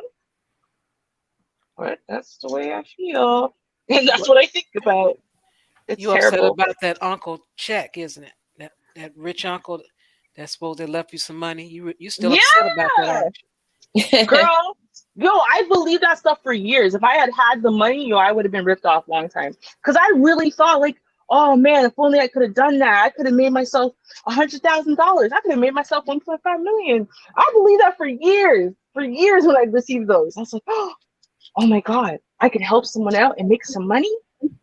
Girl, I'm so lucky I didn't have any money. I'm telling you, I'm so lucky I had no money back then. Yeah, when you they would have just taken it from you with that particular scam. They would have just taken your money from you. Because I'm the helpful type. When you said African and Atlanta, I like, oh hell, here we go. See, So I'm saying, like, sorry, bro. I would love to believe you, but you just gave me all of the It terms just that make sounds me not sketchy. believe The you. whole setup is Yeah. real sketchy. It's like, let's check this story out. We've heard some stories, about your kind, which I'm sure he's heard some stories about, Yes. American Black people, that Mhm. kind, Yeah. reputations precedes, Yes. themselves. Yep. Yep. He, And he that's needs the problem. Go ahead. he needs to change it. He needs to say, I'm from Nigeria and I live in San Antonio, Texas. That kind of makes you a little bit more believable. But Because you said when you Nigeria. when you said Atlanta, oh, you've already lost credibility right there. He should have just said Ghana. You could have said any other country, anything but Nigeria. Anywhere Just but Africa. Nigeria. Just give us the name of the continent. Just say I'm Right. from the continent, and I'm first generation. Whatever. Break it down. No, you can't say just anyone though. See, this is the thing. If you just say the continent, but you refuse to name your country, I'm going to assume it's because it's Nigeria. So you got to say a country, right? But you can't say Nigeria, even if you're from Nigeria. Trust me, we can't tell the difference between the accents. So you can say any country, we'll believe you. Use Zambia, Namibia. You can even make up a country. Honestly, some of them, there's so many of them. And some of them sound so similar, right? Bro, Wakindia, we'd be like, oh, Wakindia, yeah, sub-Saharan Africa, right? Yeah. We don't know, right? So I'm just saying, you make some shit up. Just as long as we don't think Nigeria, then you'll be all right. So terrible, but it's so true. I wish it wasn't true, y'all. I feel horrible about myself. That's it. I'm getting canceled. It's okay. You know what, Ruby? This is going to be like the one time, or probably the last time in 2021 that I agree with you. Only because just what I've heard, I've personally not dealt with, Nigerians, I did get that email, but I didn't respond, and I didn't send anybody any money. So I know that thing, exists in that realm, but with regards to how far it goes, I don't know because I didn't, partake in it. So I'm very familiar. So when you say that, I'm like, oh, that's very familiar to me. So I'm like, well, I can't even argue with what you said, to a point, because, I kind of was, touched with it to a point. Yep. Even, you know what? Honestly, Lovely T, like the content creator, she's from Nigeria, and she said the same thing. Actually, she said that they got to clean up their image. Sorry, that's my air fryer, y'all. But she said, yeah, we got to clean up our image because that's what people think of, including her. She knows the bad, name that they have for themselves because of all the scammers and whatever. And her mind goes there too. You got to do a little side eye, a little double take, ask a little extra questions when you know the person from Nigeria, because it's so pervasive. Right. And like, I'm not criticizing them or like putting them down for it necessarily, because if you look into it, like I said, their economy and the job availability or lack thereof and whatever, you kind of start understanding why they're doing it. It's like, oh, it's this huge scam, blah, blah, blah. But yeah, the money is not just going to go to buy them new shoes and stuff. They're paying for food in their community. They're paying for schools and, real stuff that they literally just don't have that funding for the way we do. So I kind of understand, but I just don't have the extra $100,000 for you, sir. Hey, Ruby. Yeah. The lettuce that you're chopping, you need to chop it up a little finer. It's a little too thick. Lettuce? I couldn't know lettuce. I'm all in your business, ain't I? You be up in my business, but seriously, I'm not cutting any lettuce. I don't even own lettuce. I don't eat lettuce here, not in this household. What the hell are you chopping in? What you chopping up? I'm sorry. You know what it is? It's because I'm making jalapeno poppers, and so the jalapenos are already on the aluminum foil line pan, and I got bacon, and I'm pushing the bacon that's kind of deep into the cream cheese. That way it doesn't like burn at the top. And so it's pushing the jalapenos around. But because my earphones are like the wireless ones and they like plug my ears, I can't hear the noise I'm making. So I thought Yeah, y'all couldn't we hear can nothing. hear that after sound. So it does sound like something being chopped up. So we're like, yeah, what are you chopping up? Some Oh. carrots and onions. What is that? Well, you know, My since the God. topic is what will you do differently 2022? Hey, get some more roughage in your life. Oh, I eat a lot of roughage, just not lettuce. So like I'm messing. there's like collard greens, and spinach right now inside the fridge. I just don't eat lettuce. Lettuce is for other people. When you think about fiber and motility, it's really good for them. For me, things that are really, really good for that, but are like empty, are not really worth it for my digestive system. It just messes up my digestive system. So I don't eat lettuce. So if I want a salad, I make a spinach salad, but we'll eat like, greens or whatever else. Callaloo. Love me some callaloo. Pretty much anything else, just not lettuce. I just don't eat lettuce. Yeah. It's like, I don't know. It's so good at moving your bowels and stuff, but for me, stuff that has the opposite effect. Just like I can't intake too much fiber, has the opposite effect for me. So weirdly. Hey, but since we're in the new year, anyone got any New Year's resolutions that they were planning this year? Technically, I'm in California, so I've got 59 minutes before I'm in the new year, so I'm still 2021. And you know what? I used to make New Year's resolutions, and I would give myself anxiety because I would have to you better get started on that New Year's resolution. It's February. You haven't started on your New Year's resolution. So what I do is that, I have certain goals that I set for myself, and, I work on attaining those goals instead of calling them a resolution. Because I mean, for me, resolutions are so broad, and I be wanting all these grand things like, oh, I'm gonna lose, all this weight, and I'm gonna do this every day, and it's like, girl, stop. You're not gonna do that, and when you don't do it, you're disappointed because you're like, you're a liar. You don't do what you say you're gonna do. Right. So I mean, I personally just try to be a better person and do better than what I did the year before. Now, I do have like certain things that, I notice what I do, like, okay, 2021, I would always personally insert myself in every situation I heard, like, oh my God, I can't believe I would never. And I have to stop doing that. Right. So, I mean, that's part of my thing of, making myself a more well-rounded person. I'm not going to personally insert myself into each situation because it's not your situation. Be on the outside, Bonda, and look at it, and make an assessment, if that's what's needed, at that time. So I've gotten better with that, and that's what I'm working on. And, I always strive to, as far as, my health and fitness, to do better tomorrow than I did today. If I have a bad day, I don't say, oh, you know what, F it. I'm just going to keep going on the bad road. I'm like, no, I had a bad day yesterday. Today's a new day. I'm going to work on, having more consecutive good days. So that's for me.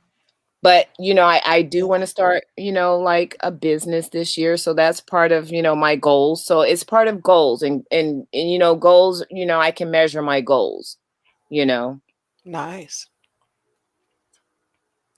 For me, it's the same stuff every year, basically. Remind myself, make sure I get my taxes done on time. Don't be procrastinating. Normally by January, February, all of the triathlon, well, not all of them, majority of the triathlon dates have come out. So it's basically keeping up with those, figuring out what days I can get off, because I normally work on the weekends. What days I can get off for the triathlons and start slowly getting everything in stride. Because minus when we didn't have COVID, normally triathlon season starts around April, May, notably in Georgia and in North Carolina. Now with COVID, things are off a little bit. So someone may be hosting a duathlon, which is a bike run.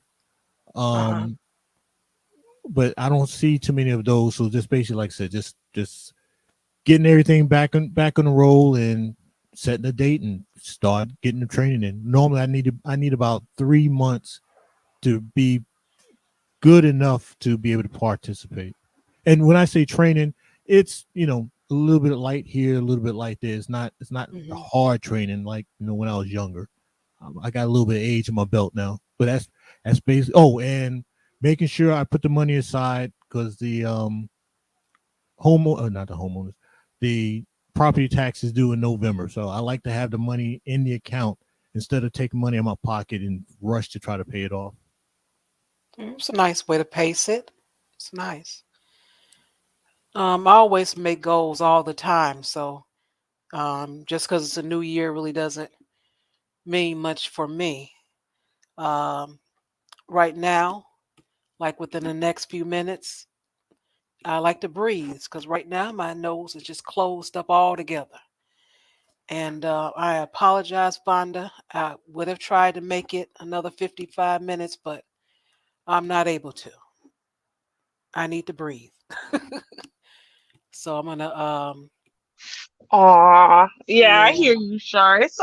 Girl, you did a good job. Okay, we understand, and you know what? Given that you were Yes, unwell, we do. trust me. Like I woke up today, I haven't been feeling well, but then today I lost my taste of smell and taste, my sense of smell and taste, and I Oh. wasn't feeling well, and I was just like, man, I ain't in the mood for all of this. You know, I'm just gonna let Shar. I'm gonna call in sick.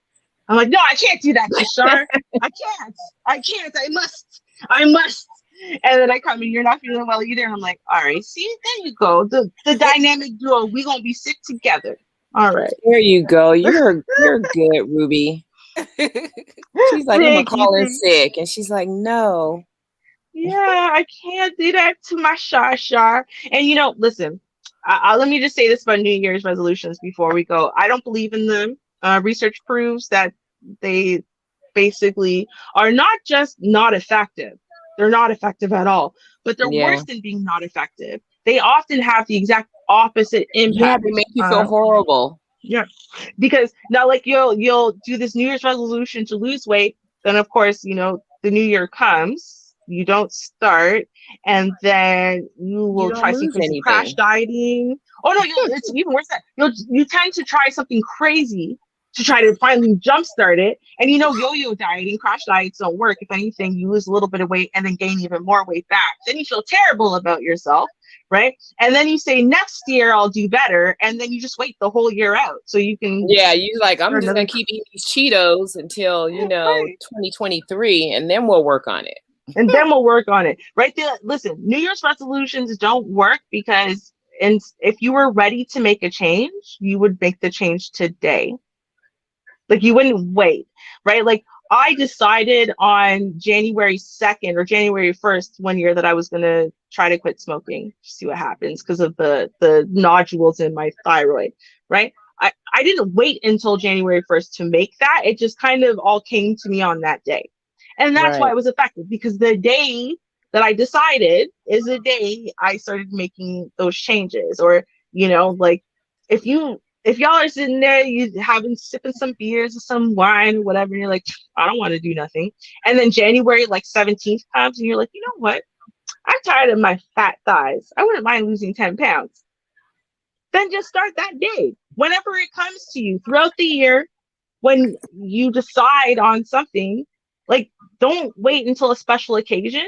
Because if you wait till a Right. special occasion, you'll never do You it. won't do That's it. That's true. ever, right? Point 2 is this. If you decide you're going to do something, like, okay, let's say you want to lose weight, or you want to train to run in a marathon, or you want to start up a YouTube channel or whatever it is, do not tell people that you're going to do it. No. I'll tell you why. The research has proved, okay, that you get the exact same way to go, I'm so awesome messages to your brain when people congratulate you, when you tell them about doing it, as you do from doing it.